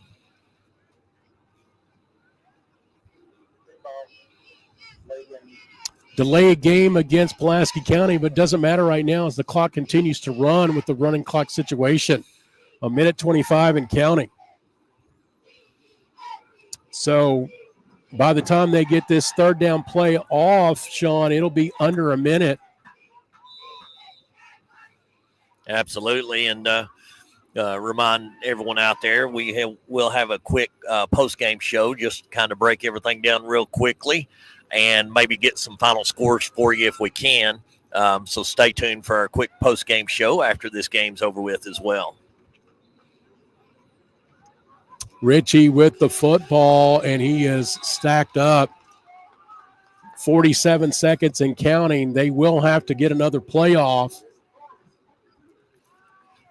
but it will probably be the last play of the contest. They are coming in to punt right now. They may go ahead and take a delayed game. Sean, if that's the case, the clock will continue to run anyway. So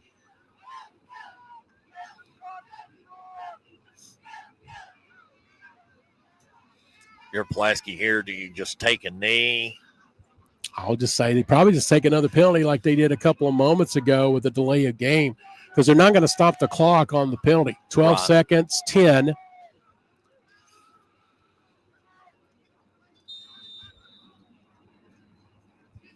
And, folks, your final score from the jungle, it's going to be Pulaski County 49 and North Laurel 14. Again, Pulaski will go to 6-2 on the season overall, 2-0 in District 8. North Laurel falls for only the second time this year, 6-2. They fall to 1-1 in the district. So we'll take a quick break as we update everything, and then we'll come back and wrap things up here from the jungle. You are watching the Martins Peterbilt L4 Securities 13th Region Media Network's Game of the Week. No doubt in the world we live in today, security is our number one priority. Let me tell you about the good folks at L4 Security Group. They offer surveillance, hiring solutions, risk management, guards, mobile patrol, and much more. Buddy Blair and John Blanton have over 60 years experience in the industry and protect over 12 states. Make sure you check out their new location at 116 Shiloh Drive in London, Kentucky. Thank you, L4 Security Group, for your sponsorship of the 13th Region Media Network.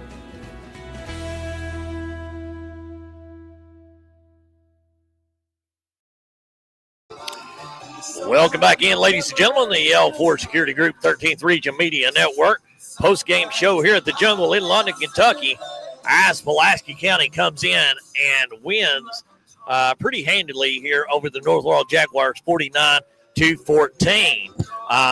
My play-by-play man, D.C. Turner, has been on vacation this week, but it's been an honor to have another play-by-play man in, Mr. Stephen Ray Black. And, Stephen, I tell you what, it's been an honor and been a pleasure. How about a quick analysis and breakdown for us on this Martins Peterbilt Game of the Week? Sounds good. First of all, it's great working with you, Sean. Had some fun here tonight, and so maybe an opportunity down the line. We will see.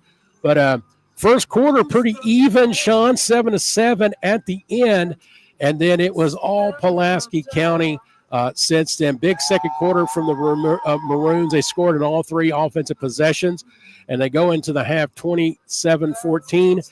And then the defense just turned it up against North in the third quarter, a couple of 3-and-outs and a pick six, and before you know it, it was 49-14. No scoring in the fourth quarter as we were in running clock situation, and it didn't matter. Final 49-14 again. Pulaski County will go to 6-2 on the season, 2-0 in district. North Laurel drops to 6-2, 1-1 on the district. If you're Pulaski County, there is a concern as a quarterback Zach Anderson was hurt there in the fourth quarter. He's out there right now in crutches, and a good sportsmanship play from North Laurel as the game had ended. We were in commercial break, and a number of the North Laurel Jaguars went over to the sideline there to Zach, and just to check on him, congratulating him. And again, if you're Pulaski County, you hope for that it's not serious. We'll see as it plays out. If he's not playing, Pulaski County, they'll just next man up and go with that as they got a big district battle rival against Pulaski Southwestern next Friday. As for North, they can't focus on tonight in the sense they're going to have a little amnesia, lick their wounds a little bit, but they're going to have another tough one next week as South comes to town in the Jungle of the Priority Bowl, and so that's going to be a big one too next Friday. So, again, it's a tough loss, but again, shake it off and just regroup, level set, as my boss says at work. We just level set, kind of start things over. And so, and you mentioned here, I think we got some scoring updates. We'll kind of throw those out there as well. Again, not knowing in the sense of the quarter that they're in, we'll just give you the scores that we have them. And again, just hot off the presses. A final score, though, Lynn Camp defeated Harlan Independent 34-6 this evening. Right now, it's still 28-14, Knox Central over Clay County. Final score, Harlan County defeated Perry Central 23-22, so a nice comeback there from the Black Bears. And then Right now, it's still 17-8 across town, South defeating Southwestern. So, again, we don't know where that game is at, but it is a close one over there on the south side. Corbin 49 and Whitley County 6. That's the final. Another big game for some district supremacy in 1A down in Middlesboro. It's still 22-14 Middlesboro over Williamsburg. So that's been a tough contest. Again, Pineville and Bell County, they had the night off. They'll be back in action next week. So that takes care of the scoring around the region. We really didn't get anything on that Jackson County, Morgan County, so don't know where that one's at. So it's still at 0-0, but I'm assuming they probably don't have an update. So again, I'm going to give it back over to my man, Sean Action Jackson. Again, the color commentator, the camera operator, and the executive producer. You did a good job tonight, my friend. So go ahead and end it for us. Again, thank you all. Thank you to Les Dixon and the Media Network for allowing me to step in here tonight. You and DC, you take over. Check your local listings. You'll be somewhere next week with the game of the week. But we'll give it to Sean to end things. Have a good night. Absolutely. Thank you there, my main man to the left of me. But he seems to be a lot like DC. He's always right. And right-hand man as far as I'm concerned now. Welcome on my broadcast anytime. Great play-by-play man. And I enjoy doing the color with a great play-by-play man. You compliment me and make me look good. So that being said, it's been an honor. It's been a pleasure. I've heard a lot about you over the years, the man, the myth, the legend, and now I've got to work with you, so I feel like I'm somebody tonight. That being said, ladies and gentlemen, don't forget to tune in the Huddle, 8 p.m. Sunday night with Ronnie Smith. He'll have several players and coaches from all around the area on as well and talk the sports around the region with upcoming events and past games this past week as well. Once again, tune in next week. Keep your ears on the first of the week as we will provide the Martin's Peterbilt Game of the Week. Next week is our location is yet to be known, but we will announce that first of the week. And once again, from the press box here at the Jungle, my main man, Stephen Ray Black, I'm Sean Jackson saying so long until next time. God bless, and everyone, be safe.